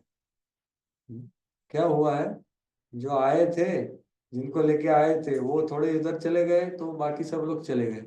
जैसे शेड़ी होती ना, शेड़ी ऐसे उसको आप बहुत सारे, क्या बोलते हैं इसको, नहीं हिंदी में क्या बोलेंगे उसको, हाँ बकरियां जा रही है ना, तो आपने एक डांडी डाल दी बीच में, तो एक बकरी क्या करेगी, खुद ही लगाएंगे उसके ऊपर से। तो फिर हम डंडी निकाल भी देंगे ना, तो बाकी लोग क्या करेंगे, खुद ही मारेंगे। क्योंकि ये, हाँ, तो ये लौकिक श्रद्धा है। भक्ति में हम कुछ कार्य कर रहे, कोई दूसरे ने बताया, ये शुरुआत में अच्छा है, लेकिन जैसे आगे बढ़ते हैं तो कृष्ण भगवान बोले इसलिए मैं कर रहा हूँ, गुरु बोल रहे इसलिए कर रहा हूँ। और गुरु क्या बोल रहे, कृष्ण क्या बोल रहे, वही गुरु बोल रहे, वही तो गुरु है। गुरु खुद का कुछ नहीं बोलते। तो ये प्रभुपाद जी बोल रहे हैं कि भगवान बोल रहे हैं कि आप मेरे धाम में आओगे, इसके ऊपर हमारा अटूट विश्वास होना चाहिए। ये सबसे पहला अभिधेय का महत्वपूर्ण चीज है। और ये विश्वास के लिए प्रभुपाद जी ने गीता और भागवत कक्षा रखा है डेली। मैं तो क्यों रखते थे डेली, पता है ना, मैं सेवक हूँ, सेवा करता हूँ ना, क्या 1 घंटा टाइम पास करने का। लेकिन ये विश्वास इतना आसान नहीं है। जैसे भक्ति में आगे बढ़ते हैं, अगर सही नहीं बढ़ रहे तो विश्वास टूट जाता है। और कुछ देख लेते हैं, कोई कुछ कर रहा है तो विश्वास टूट जाता है। और फिर बोलते हैं ये लोग ऐसा करते हैं। अरे जिनको, जो लोगों को जो करना है, इसलिए तो भौतिक जगत बनाया ना, तो करने दो ना। भौतिक जगत बनाया क्यों भगवान ने, सब जीवात्मा को जो भी करना है वो करने के लिए ना। तो हमारा विश्वास गीता भागवत पे होना चाहिए, भगवान के वचनों पर विश्वास होना चाहिए। ये बात यहाँ पर प्रभुपाद जी बोले। सबसे पहला अभिधेय का चीज क्या है, पहले जानो कि भाई ये जीवन में तैयारी करना है। तैयारी कहाँ से शुरू होता है, विश्वास, भगवान की वाणी पे विश्वास। तो भगवान के वाणी के विश्वास करने के लिए क्या करना पड़ेगा, पहले भगवान के वाणी को सुनना पड़ेगा, पठन करना पड़ेगा। तो वही आगे प्रभुपाद जी बोल रहे हैं।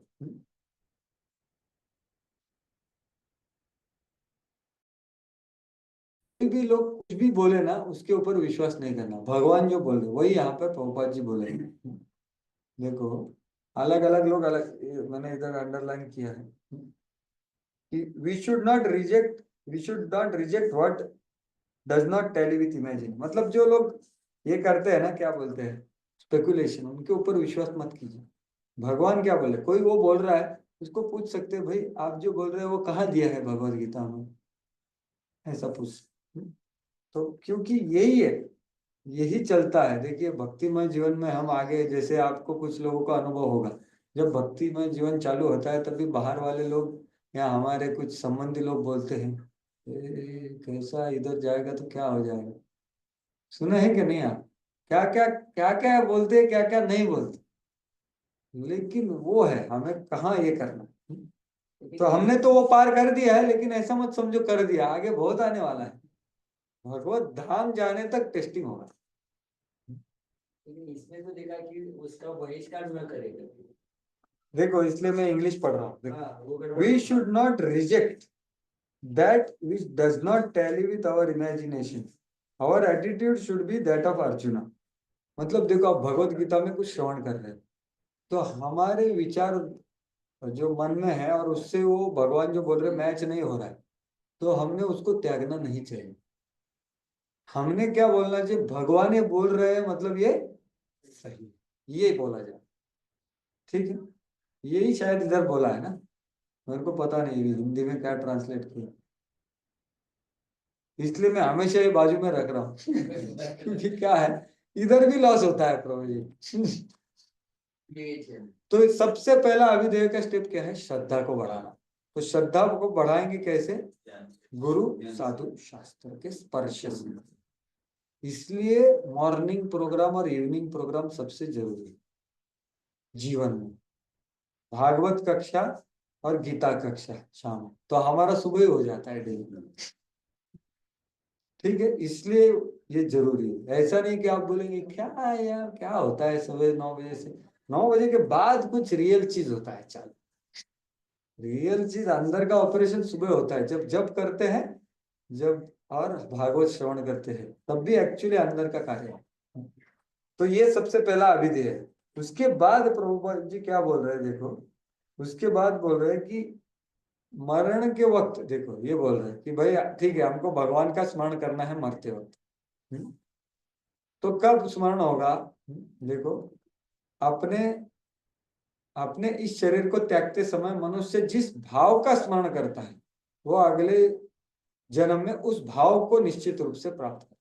तो इसका स्मरण भाव बोला है, स्मरण नहीं बोला। मतलब कोई बोलेगा हरे कृष्णा बोल के मैं खुद को उड़ा दूं, तो ये हो गया स्मरण।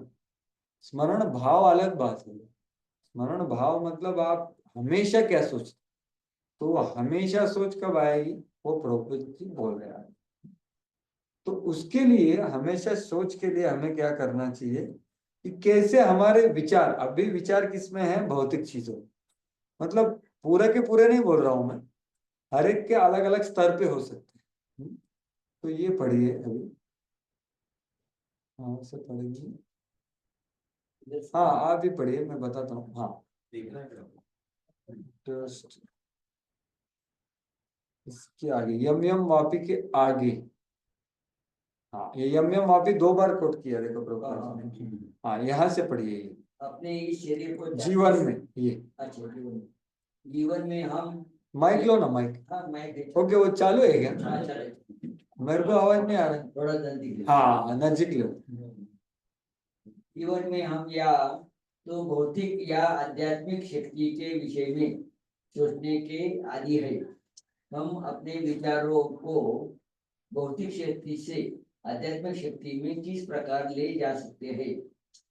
ऐसे बहुत से साहित्य है, यथा समाचार पत्र, पत्रिकाएं, उपन्यास आदि जो हमारे विचारों को भौतिक शक्ति से भर देते हैं। इस समय हमें ऐसे साहित्य में लगे अपने चिंतन को वैदिक साहित्य की ओर मोड़ना है। अतएव महर्षियों ने अनेक वैदिक ग्रंथ लिखे हैं, यथा पुराण भी लिखे हैं। ये पुराण कल्पना प्रसूत नहीं है, पुराण कल्पना प्रस्तुत नहीं है, ऐतिहासिक लेख है। तो यहाँ पर ठीक है, तो यहाँ पर क्या चीज बताया प्रभुपाद जी ने, क्या करना चाहिए। बाकी क्या तो अवेलेबल है आपके पास, लेकिन वो भौतिक से दृष्टि से कनेक्टेड। हाँ तो फिर क्या करना क्या है, इधर विधि का बात कर रहे हैं हम लोग, बराबर। साहित्य की तरफ बोल रहा है। हाँ हमारे विचारों को चेंज करना। देखो हम विधि देख रहे हैं, विधि में सबसे पहला है विश्वास, भगवान के वाणी पे विश्वास। लेकिन हमारा विचार अभी कहाँ जा रहा है, भौतिक चीज, समाचार पत्र, अभी बांग्लादेश में क्या हो रहा है, पॉलिटिक्स में क्या हो रहा है, घर में क्या हो रहा है, ये देश में क्या हो रहा है, शेयर मार्केट में क्या हो रहा है, कितने सारे हैं, कोर्ट में क्या हो रहा है, ये सब विचार है। तो वो विचार हम कैसे बदले? प्रभुपाद जी ने प्रश्न किया है कि हम अपने विचारों को भौतिक शक्ति से आध्यात्मिक शक्ति किस प्रकार लेके जा सकते हैं, किस प्रकार? साहित्य को पढ़ करके। और ये ऋषि मुनियों ने ग्रंथ किसके लिए लिखे? हमारा विचारधारा बदलने के लिए। तो दूसरा पॉइंट है विचारधारा बदलना, जो है साहित्य से। एक हो विश्वास, दूसरा है विचार। ठीक है, ये दूसरा चीज हो गई। तो हम अपने चिंतन को वैदिक साहित्य की ओर मोड़ना है, प्रभुपाद जी बोले। तो हमने इसमें इस समय ऐसे साहित्य में लगे अपने चिंतन को वैदिक साहित्य की ओर मोड़ना है, बराबर। तो अभी ये मोड़ना इतना आसान नहीं है, सिर्फ ऐसा मोड़ना हो गया तो कितना आसान है। तो मैं भी अभी डॉक्टर के पास कभी जाता हूँ तो उधर कुछ न्यूज़पेपर होता है तो पहले वाला ये याद आता है, क्या चल रहा है थोड़ा देख ली। तो मोड़ना इतना आसान नहीं है, समय लगता है। तो जितना इधर आकर्षण है उतना उधर ये होना चाहिए। जैसे प्रभुपाद जी बोलते हैं ना, भागवत में नारद मुनि बोलते हैं, उसको कैसे देखना चाहिए? कौवों का जो तीर्थ स्थल है ना, तो कौवे जो खाते हैं ना, जैसा मरा हुआ चूहा है, उसका दुर्गंध आता है, वहां सब खून वगैरह बाहर होता है और वो एकदम आनंद से खाते हैं उसको, देखा? तो नारद मुनि वैसे साहित्य को वैसे देखते हैं, वैसा दुर्गंध आता है वो। लेकिन क्यों आता है? क्योंकि इधर सुगंध आ रहा है। लेकिन अपना क्या है, ये इसमें भी थोड़ा इंटरेस्ट है, उसमें भी थोड़ा इंटरेस्ट, और वो ठीक है, वो हमारा प्रवास है ना। लेकिन हमें देखना चाहिए भाई ये दुर्गंधी चीज है, मेरे को उसमें आनंद है। तो विचारधारा, विचार मोड़ना है। तो ये दूसरा चीज प्रभुपाद जी बोले। और फिर आगे यही चीज को और ध्यान देके बोल रहे, देखो, हाँ ये पढ़ी।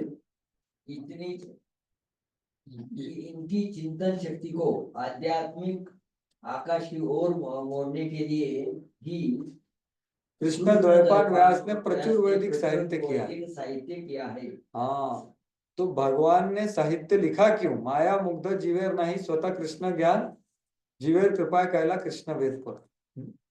तो वेद व्यास जी ने लिखा क्यों? हमारा विचारधारा बदलनी। और फिर इतना सब पढ़ने का जरूरत नहीं है, गीता पढ़ सकते हैं, भागवत पढ़ सकते हैं, बस। तो इसका आगे का यहाँ से पढ़िए अभी, हमें इन वैदिक ग्रंथों में यहाँ से पढ़िए। ये हमें इन वैदिक ग्रंथों के अध्ययन में अपना चित्त लगाना चाहिए। जिस प्रकार भौतिकवादी लोग नाना प्रकार के समाचार पत्र, पत्रिकाएं तथा अन्य सांसारिक साहित्य को पढ़ने में ध्यान लगाते हैं, उसी तरह हमें भी व्यासदेव द्वारा प्रदत्त साहित्य के अध्ययन में ध्यान लगाना चाहिए। तो देखिए, जितना जितना उधर है उतना इधर लगाना चाहिए। तो ये डायरेक्ट प्रभुपाद जी बोल रहे करना है, ये सब चीज करने को बोल रहे, ये सब करना है।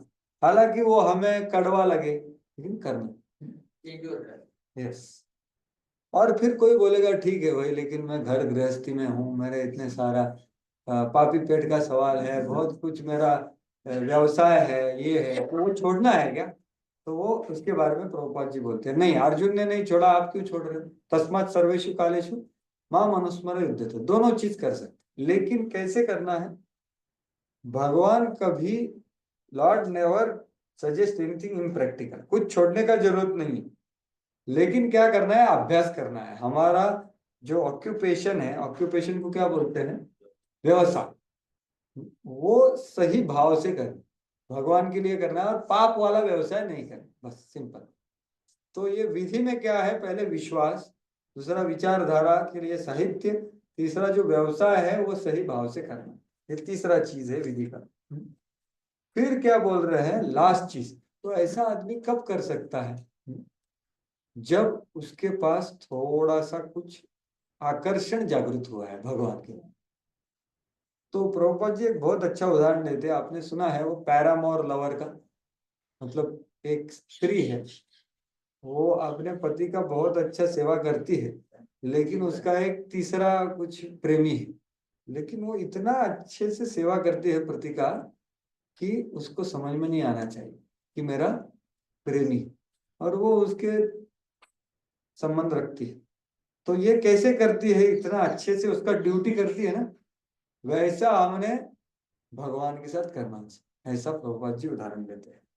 समझ में आया? ये देखो इधर आचार्यों ने, ये कैसे शक्य है, प्रभुपाद जी बोल रहे हैं, अरे मैं इतना भौतिकतावाद में जा करके उधर जॉब कर रहा हूँ, तो आप तो सब लोग नहीं कर रहे, कुछ लोग कर रहे हैं, लेकिन कैसे संभव है जब हमारे हृदय में कुछ भगवान की तरफ विचार आकर्षण प्रकट हुआ है। तो प्रभुपाद जी यहाँ पर क्या बोल रहे हैं, इस प्रकार, हाँ इस प्रकार संभव ये है। यहाँ से पढ़िए।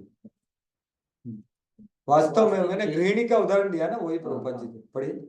वास्तव में वह अपने गृह कार्य इतनी अधिक सावधानी से करती है कि उसका पति उसकी आसक्ति के विषय में संदेह भी न कर सके।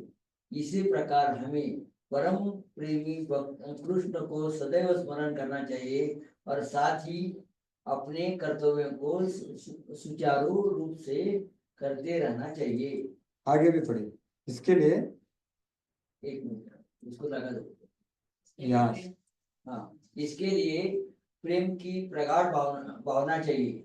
यदि हम में परमेश्वर के लिए प्रगाढ़ प्रेम है तो हम अपना कर्म करते हुए उनका स्मरण भी कर सकते हैं। बराबर। तो इसके लिए क्या चाहिए, प्रगाढ़ प्रेम की भावना चाहिए। तो भाई वो कहाँ से आएगी, वो भी नहीं। तो वो आगे प्रभुपाद जी बोलते, लेकिन हमें प्रेम भाव उत्पन्न करना होगा। ठीक है, तो फिर वो कैसे करे, वो है हमारा दैनंदिन, हमारा फिर प्रगाढ़ प्रेम होता है हृदय में।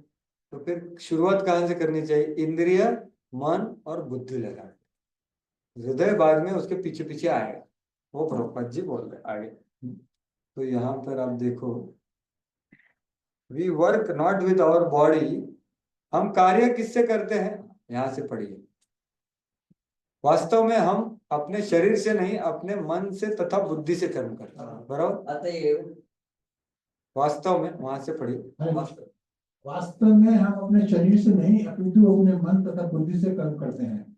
अतएव यदि मन तथा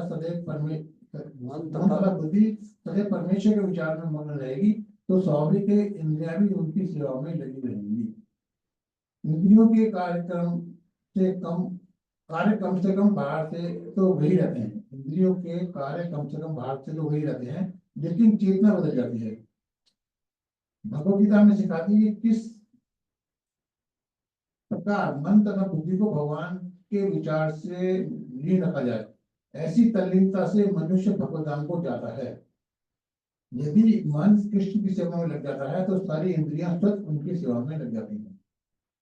यह कला है, और यही भगवद गीता का रहस्य भी है कि कृष्ण के विचार में पूरी तरह से मग्न रहा जाए। देखो ये सार है कि क्या करना है, हमारा मन और बुद्धि भगवान की सेवा में लगती। इसलिए आप देखो कितने सारे श्लोक हैं, शरीर लगाने को नहीं बोला, मैंने भी बोला पहले, एक होता है क्रिया, एक होता है उसका विचार। तो यहाँ पर प्रभुपाद जी तल्ली ये है ना, क्लियर कर दिया है ना, चेतना बदल जाती, कार्य वही कर रहा है आदमी, पहले वाला ही जॉब कर रहा है, लेकिन अभी विचार पूरा कृष्ण के लिए कर रहा है, सेम जॉब कर रहा है, कृष्ण के लिए कर रहा है।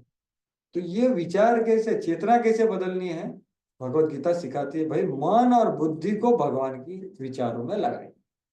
तो ये सार है, ये तल्लीनता है, ये भगवत धाम। तो ये कला है, कला मतलब आप उसको ग्रहण कर सकते, कला सीखनी पड़ती है तो सीख जाएंगे।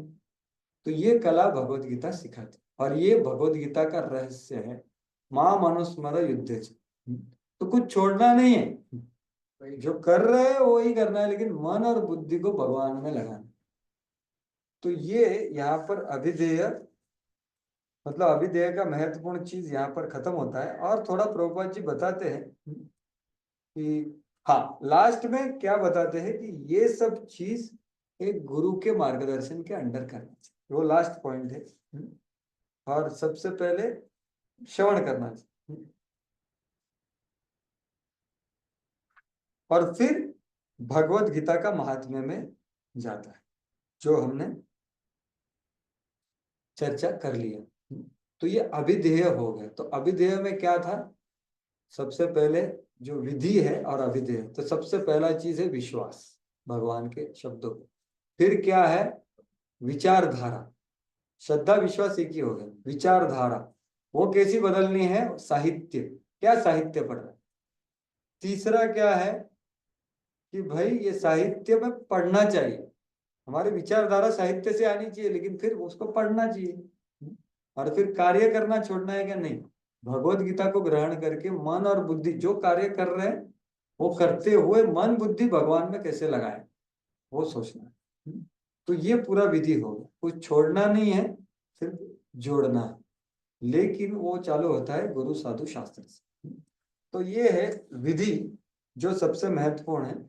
और ये विधि अभी इसके लिए 3 विधि है, वो आगे जाएंगे। तो ये पहला पार्ट हो गया। अभी दूसरा पार्ट जो पहला स्कंद है, पहला अध्याय है, 10 मिनट में उसका चर्चा करेंगे। तो पहले अध्याय में आप देखोगे तो उसका नाम क्या है? नाम ही बहुत अच्छा है। क्या नाम है उसका? सैन्य निरीक्षण योग। नहीं तो क्या दिया है? कुरुक्षेत्र के युद्ध स्थल में सैन्य निरीक्षण। क्या इंग्लिश में क्या है? Observing the army. तो थोड़ा थोड़ा अलग है, लेकिन यहाँ पर 2 सेक्शन है पहले अध्याय में। 2 सेक्शन क्या है? पहला सेक्शन है सैन्य निरीक्षण योग, जो पहले 16 या कुछ वर्ष, और बाद में अर्जुन विषाद योग। ये 2 ही सेक्शन है पूरे अध्याय में। दिखाता हूं मैं आपको।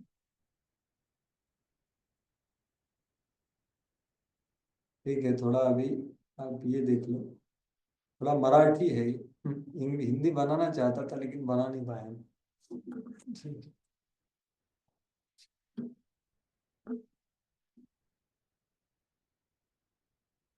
ठीक है।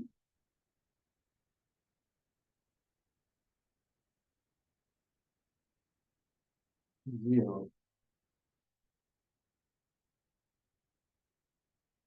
पहला अध्याय का ये देख लो पहले। हाँ, तो अर्जुन विषाद योग या सैन्य निरीक्षण योग। अरे आपको नहीं दिख रहे?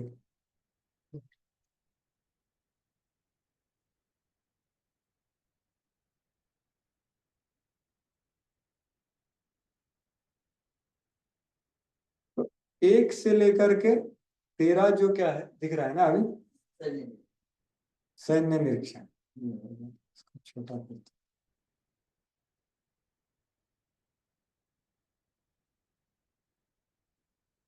ये दिख रहा है। तो एक पहले अध्याय के 4 सेक्शन है, लेकिन 2 ही कर सकते हैं उसको। 1 से लेके 26 में क्या है? सैन्य निरीक्षण योग, ऐसा बोल सकते हैं। कि धृतराष्ट्र हुआ तो पहला श्लोक है। बाद में दुर्योधन ही सबको बताता ये है इत्यादि। बाद में फिर संजय इसका वर्णन कर रहा है, विजयों का चिन्ह है, अर्जुन के पास तो हनुमान जी वाला पताका है इत्यादि। वो है 14 से लेकर 20। फिर भक्त वत्सल कृष्ण, मतलब क्या? भगवान अपने भक्त का आदेश का पालन करते हैं। कि अर्जुन बोलता है भाई थोड़ा हमको जाके देखना है कौन मेरे को ये करने वाला है। क्या क्या देखना है अर्जुन को? पश्चिम में मेरे को देखना है कि मेरे साथ लड़ने में कौन उत्सुक है। लड़ाई करने से पहले उसको देखने का इच्छा है, और वो देखने की वजह से सब गड़बड़ हो गया उसका। शंख बजने के बाद सोचो देखना। तो ये एक सेक्शन क्या बोलते हैं? सैन्य निरीक्षण योग। और दूसरा सेक्शन क्या है? अर्जुन विषाद योग। उसमें अर्जुन क्या बताता है? 4 कारण बताता है कि भाई मैं नहीं लड़ूंगा, हरि बोल। और बहुत विचार करके 4 कारण बताता है। तो वो 4 कारण के ऊपर पूरा चर्चा नहीं करेंगे हम, लेकिन हम सब जानते हैं क्या है कारण। वो 4 कारण, पहला कारण क्या है? करुणा। एकदम बराबर। मैं हमारे गुरुओं को कैसे मानूं? ये इनके जांग पर मैं खेला हूं और आप बोल रहे हो उनको तो फूल देना चाहिए और आप बोल रहे मारो।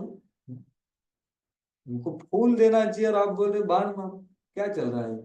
आप तो सांदीपनि सूदन नहीं है और मेरे को बोल रहे भीष्म सूदन बन जाओ। ऐसा ऐसा भाव है अर्जुन का दोस्ती में। तो बोल रहा है नहीं, ये मैं नहीं मार सकता। तो करुणा। दूसरा क्या है? आप मुझसे पाप कर रहे हो, पाप कृत। तीसरा क्या है? वंश परंपरा का नष्ट। तो मैं ये सब प्रभुओं को मारूंगा तो माताएं विधवा हो जाएंगी। फिर बहुत कुछ विचार करता है। तो वो क्या होगा? वो वर्ण संकर। वर्ण संकर पैदा होगा इत्यादि। इतना विचार कर रहा है ये बंदा, देखो। और चौथा क्या है जैसे? नहीं, मेरे को आनंद नहीं मिलेगा। इसको मारने के बाद देखो ये सबको मार दिया, मैं सबका ये हो गया, लेकिन राज्य दिखाओ किसको? मैं अकेला ही रहूंगा दिखाने में।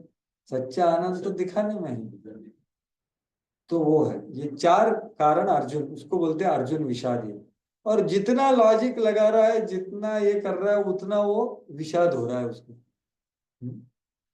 तो ये दो है। तो इसमें हमारे जीवन में व्यवहारिकता क्या है, वो हम चर्चा करें। क्योंकि मैंने जैसे बोला कि भगवत गीता का ये क्या है, पहला अध्याय दरवाजा है।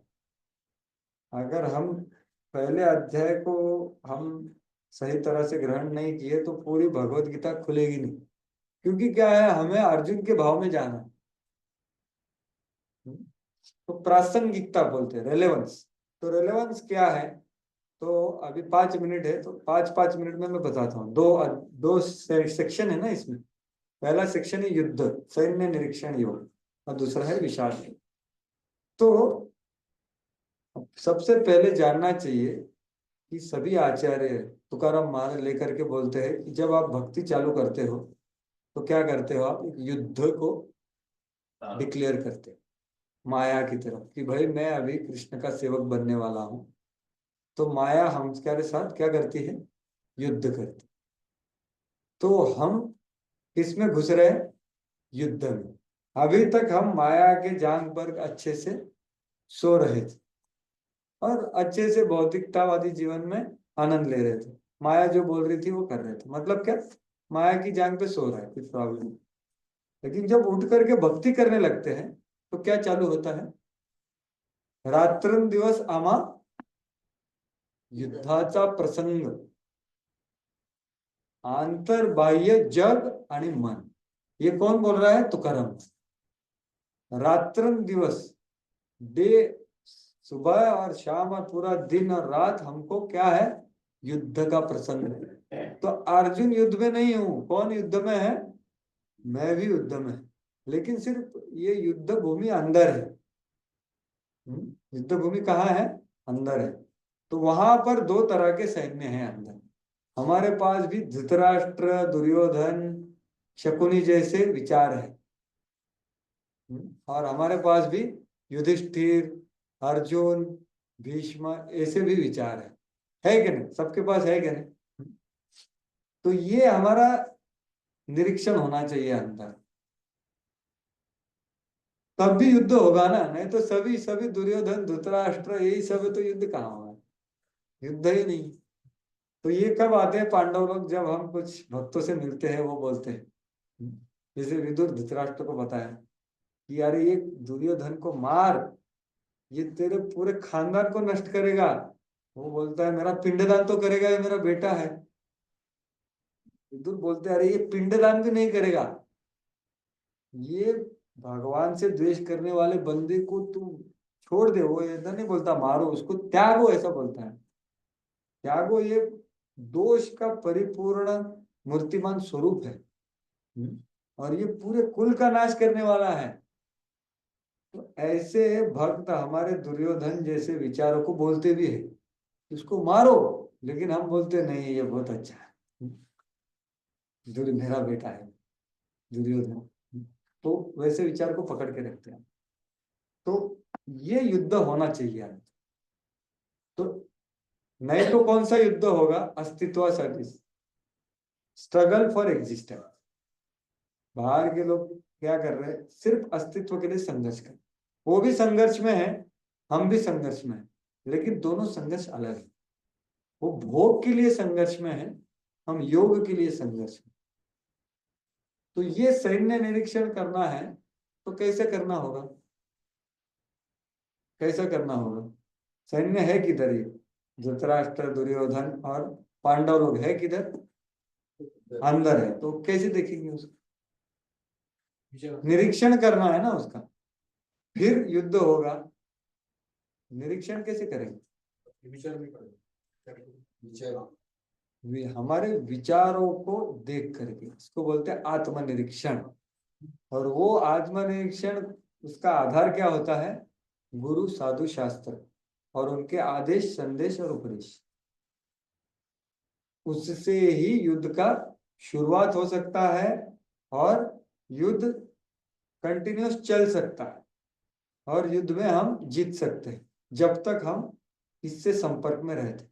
जब तक विदुर का संपर्क है तब तक धृतराष्ट्र को कुछ होगा। तो ये सबसे पहले है कि भाई हमको भी युद्ध का पसंद है। बाहर वाले भी युद्ध कर रहे हैं, वो भी बहुत हार्ड वर्क कर रहे हैं, लेकिन वो क्या है? भौतिकतावादी जीवन। हम भी युद्ध में है, लेकिन हम आंतरिक युद्ध कर, क्योंकि हमारा जितना आंतरिक युद्ध है ना, उतना बाहरी लोगों से युद्ध होता है। तो वो शायद रूम पार्टनर से हो या परिवारजनों से हो या जहाँ सेवा करते वहां हो। युद्ध मतलब देखो, युद्ध मतलब मार मारी नहीं, थोड़ा बाचा बाची बोलते हैं मराठी में, वैसा हो जाता है। युद्ध मतलब क्या? हम क्या विचलित हो, क्यों हो रहा है? क्योंकि अंदर विचलन है। तो अंदर का युद्ध कम करना, अंदर का युद्ध हम जितना कम होगा उतना बाहरी आदान प्रदान, बाहरी सब कम हो जाएगा। तो ये पहला ये है। और दूसरा क्या है फिर? अर्जुन विषाद योग। ये क्या है? जब हम युद्ध में भक्ति, गुरु, साधु, शास्त्र जो बोल रहा है वो ना करने के हम बहुत सारे कारण देते हैं कि भाई प्रभु जी, हाँ ये बहुत अच्छा है, प्रभु ये करना चाहता हूँ, लेकिन मतलब ये अर्जुन विषाद। लेकिन 1 नंबर, 2 नंबर, 3 नंबर, 4। तो ये दूसरा पार्ट है, तो उसको मैं ज्यादा नहीं बताऊंगा विस्तार से, लेकिन क्या करना चाहिए वो बताऊं कि ये व्यक्त करने में कुछ प्रॉब्लम नहीं है, क्योंकि है ना। लेकिन अर्जुन ने क्या किया वैसा हमने करना चाहिए। अर्जुन क्या किया? ये सब व्यक्त करके शरणागत हो गए। वैसा हमने करना चाहिए। तो ये दूसरा पार्ट है ये अध्याय में हमारे प्रासंगिकता के। तो ये जो देखो, तो सुर और असुर हमारे हृदय में है। तो विषाद मतलब क्या? प्रभुपाद जी उधर बोलते हैं कि जो आदमी भक्त है या पायस मतलब क्या बोलते हैं? पुण्यवान आत्मा है। तो जब उसके जीवन में कुछ संकट आता है तो क्या करता है? वो भगवान के पास जाता है। तो उसको बोलते हैं विषाद। ये संकट में आया तो भगवान के पास गया है। तो वो है। तो हमारे जीवन में धर्म संकट, लघु संकट या संकट तो आता ही रहता है। कुंती जैसे मांगने का जो जरूरत है नहीं, भगवान के जाने का, उनका शरण जाने का जरूरत है। जो अध्याय 1 हमें यही सिखा रहा है, विषाद में भी योग हो सकता है। इसलिए नाम है ना विषाद योग। मतलब क्या? हम अभी विषाद में हैं तो हमें भगवान से संपर्क करना। तो ये सबसे पहला शुरुआत है। और इसका एक ये है, बताता हूँ कौन सा, नहीं तो आप मेरे पीछे बोल सकते हैं, तो इससे हम 2 मिनट में अंत करेंगे। वो क्या बोलते हैं, मैं सिर्फ बोल रहा हूँ और जहां पर ये विषाद आता है वहां पर मैं सिर्फ गाऊंगा। तो ये है भक्तिविनोद ठाकुर का गाना। कबे श्री चैतन्य मोरे कोरी बेना दया, कबे আমি পাইব বৈষ্ণব পদ ছায়া, कबे আমি ছাড়িব এ বিষয়াভিমান, तबे विष्णु जन आमी कोरिबे सम्मान गल वस्त्र कृतांजलि वैष्णव निकटे दंडे तृणाधोरि दंडाई बानिष्ठपाठे। सोनिया आगे क्या है? हाँ, जो मैं बोल रहा हूँ ना विषाद योग क्या है, तो अभी आप मेरे पीछे दोहरा सकते। कांदिया जानाई भविष्य ग्राम, वापस बोलता हूँ मैं। कांदिया जानाई भविष्य ग्राम,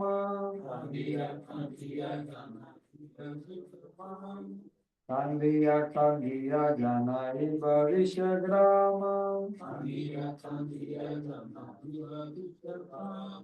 संसार अनल है ते मागी बे विश्राम, संसार अनल है ते मागी बे विश्राम,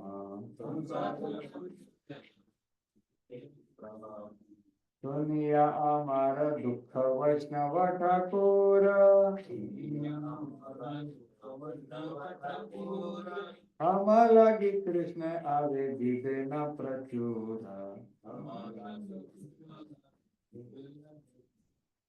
के आगे बोलता हूँ, वैष्णवेर आवे धने कृष्ण दयामय, हमारा किनिया होए भजे होए ना सदैव। तो बोलने का तात्पर्य ये है कि जब हम भक्तिमय जीवन में प्रगति कर रहे हैं तो सबसे पहले हमें अनुभव होता है कि ये भौतिक जगत में मैं जल रहा हूं। क्या हो रहा हूं? जल रहा हूं। संसार दावानल, जल रहा हूं। बाहर रूप से बहुत कुछ दिखा रहा हूं, लेकिन अंदर क्या हो रहा है? मैं जल रहा हूं, बहुत दुखी हूं। और ये हम व्यक्त करते हैं। जानिया क्या क्या उसमें बताया? सब कांदिया मतलब क्या? रोते रोते जाना इब विषग्राम, ये भौतिक जगत को विष ग्राम समझ करके रोते रोते क्या करते हैं हम लोग? संसार अनल होते मागी बे विश्राम। भाई मैं ये संसार दावा नल से मैं थोड़ा विश्राम चाहता हूँ, ये वैष्णव ठाकुर मुझे मदद कीजिए। तो ये है शरणागति। शरणागति का सबसे पहला स्टेप है ये, यहाँ पर अर्जुन कर रहे हैं। सब विचार व्यक्त कर रहे हैं उनका, मैं ये नहीं कर सकता, नहीं ये वो, लेकिन ये व्यक्त कर रहे हैं किसी को, और दुख भी बोल रहे हैं, रो भी रहे हैं। किसके सामने? अर्जुन के सामने। वैसा भक्ति विनोद ठाकुर क्या बोल रहे हैं? ये वैष्णव के सामने करना चाहिए, पब्लिक में करने की जरूरत नहीं, लेकिन किसी वैष्णव के सामने, भगवान के सामने, गुरु के सामने कर सकते, लेकिन व्यक्त करना चाहिए। तो ये जलन महसूस होना चाहिए। महसूस कब होगा? जब अंदर युद्ध होगा, तब जलन महसूस। इसलिए मैं बताया था ना पहले कि परम पूज्य हलधर महाराज आए थे और वो बोल रहे थे संसार दावानल। जो पहला जो श्लोक है ना गुरु प्रणति का, वो जितना हमें प्रासंगिक लगेगा कि भाई ये भौतिक जगत में जल रहा हूँ, तो हलधर महाराज बोल रहे थे आपको लग रहा है क्या कुर्ता जल रहा है आपका? मैं बोला बिल्कुल नहीं लग रहा है मेरे को, तो जल तो नहीं रहा है, एसी में लग रहा हूँ मैं तो। नहीं, ये भौतिक जगत में भौतिक शरीर के वजह से कितनी सारी इच्छाएं होती है जो नहीं होनी चाहिए, बराबर की। तो उसका हमें दुख जब लगता है तो जलन होती, तो ये जलन को व्यक्त। तो ये दो पहले अध्याय में प्रासंगिकता क्या है? भाई आंतरिक सैन्य निरीक्षण चालू करो, दुर्योधन पार्टी देखो, युधिष्ठिर पार्टी को देखो, और फिर मैं दुर्योधन से बहुत दुखी हूं ये व्यक्त करो।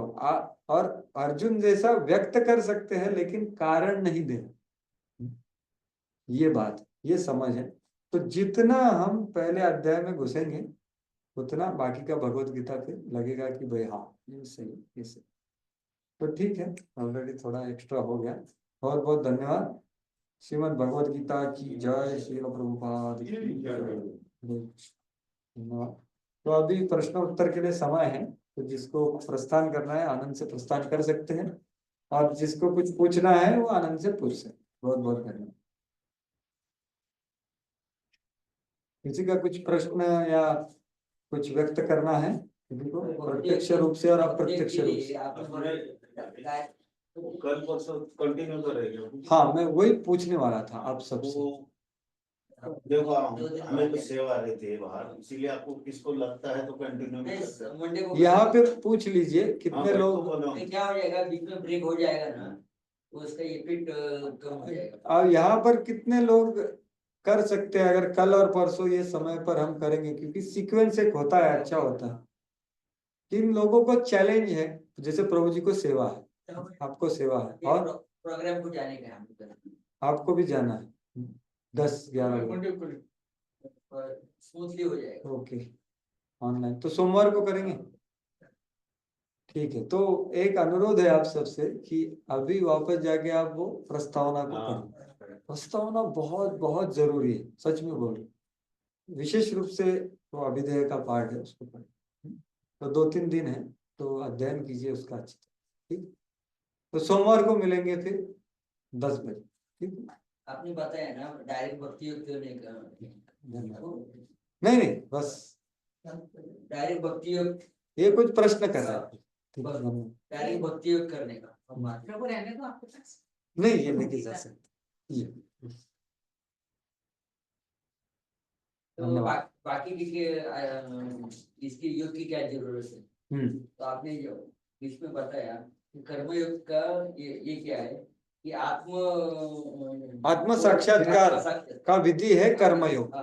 तो अगर वो आत्म साक्षात्कार ही नहीं होगा शुरू से, तो भक्ति डायरेक्ट तो समझेगा नहीं अपने।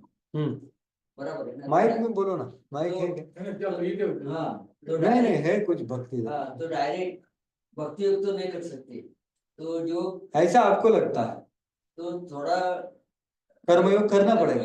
कर्मयोग की पहचान होनी चाहिए, जो आपने बताया ना क्या होना चाहिए ये बात है, और क्या नहीं होना चाहिए वो भी अपने को मालूम होना चाहिए। ऐसा तो ये जो कर्मयोग है सपोज, यानी आत्म साक्षात्कार वो भी होना चाहिए। यार एक सेंटेंस दिया था बीच में, मैं आपको भी बोला था, वो परदेशी प्रभु जी आए थे ना उस टाइम, क्या नाम उनका, भागवतम के टाइम, तो उन्होंने इसमें बताया है आत्मा साक्षात्कार ये भक्ति भगवत साक्षात्कार का साइड इफेक्ट है। नहीं, वो पहली पायरी है।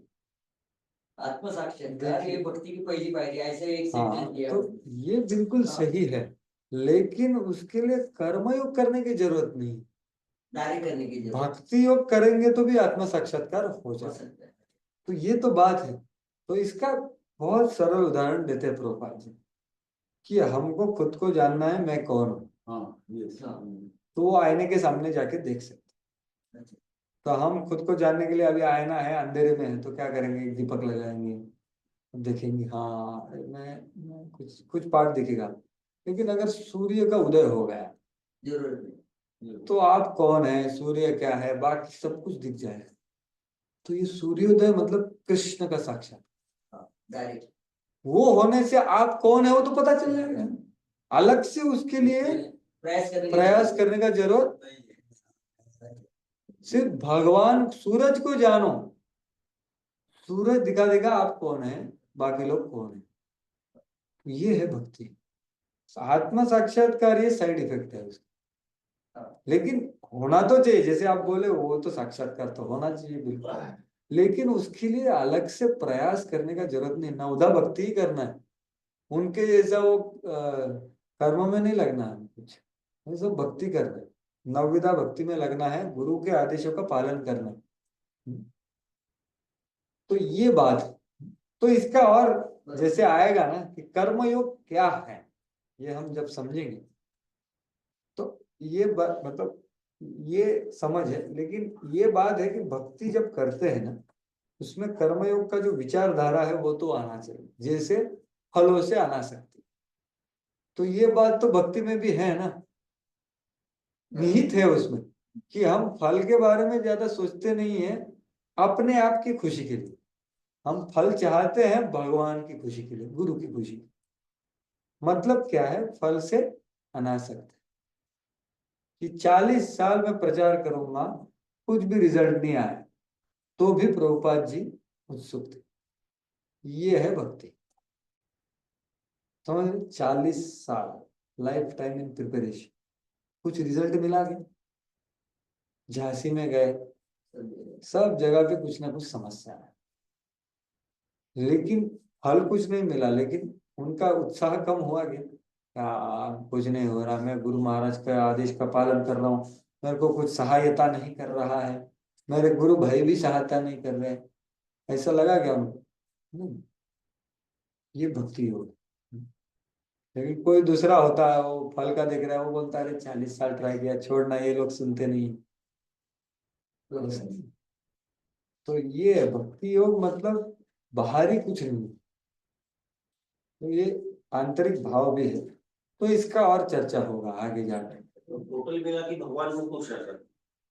भगवान तो खुश है, उनको रखना नहीं, अपने हमने उनको खुशी देने का प्रयास करना है, फिर हम संतुष्ट हो सकते हैं, वो साइड इफेक्ट है।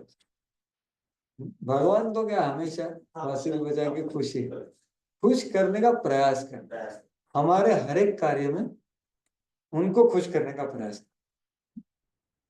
ये भक्ति होगी, शुद्ध भक्ति होगी, लेकिन उसमें कुछ छोड़ने का जरूरत नहीं। जैसे बताया प्रभुपाद जी, जोड़ना है, मां मनस्मर युद्ध से, ड्यूटी है भगवान के साथ जोड़।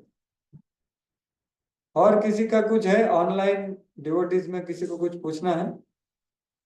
अश्विनी माता जी, सुभद्रा कुंती माता, सुरेश्वर गोविंद प्रभु, अनिल प्रभु, अज नारायण प्रभु, किसी को कुछ पूछना है तो पूछ सकते हैं।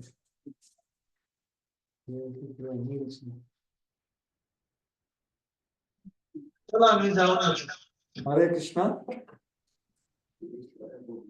कुछ बोलना चाहते हैं क्या प्रभु जी? अरे बोल।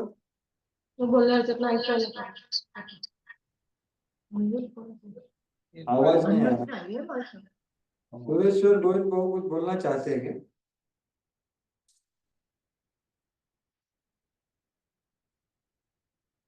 और किसी का कुछ है प्रभु जी आपका?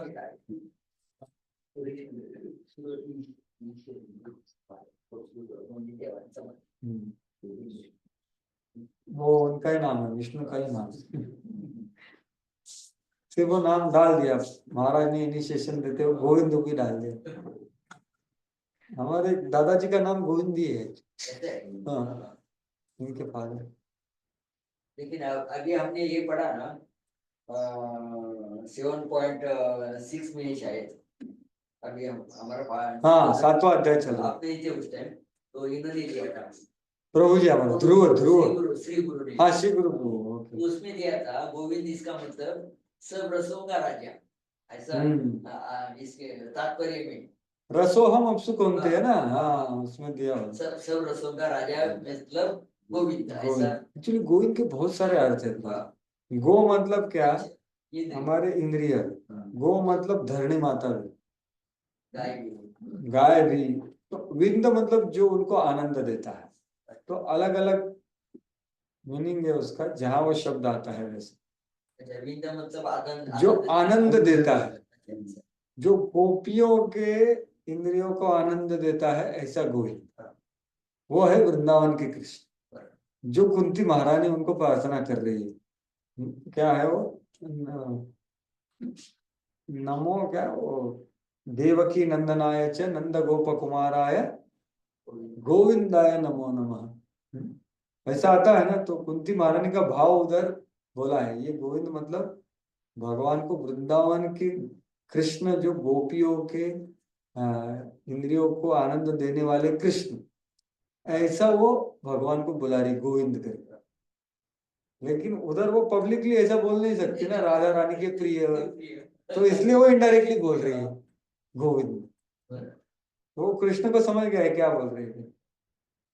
तो गोविंद अलग अलग मीनिंग है। ये जो कदम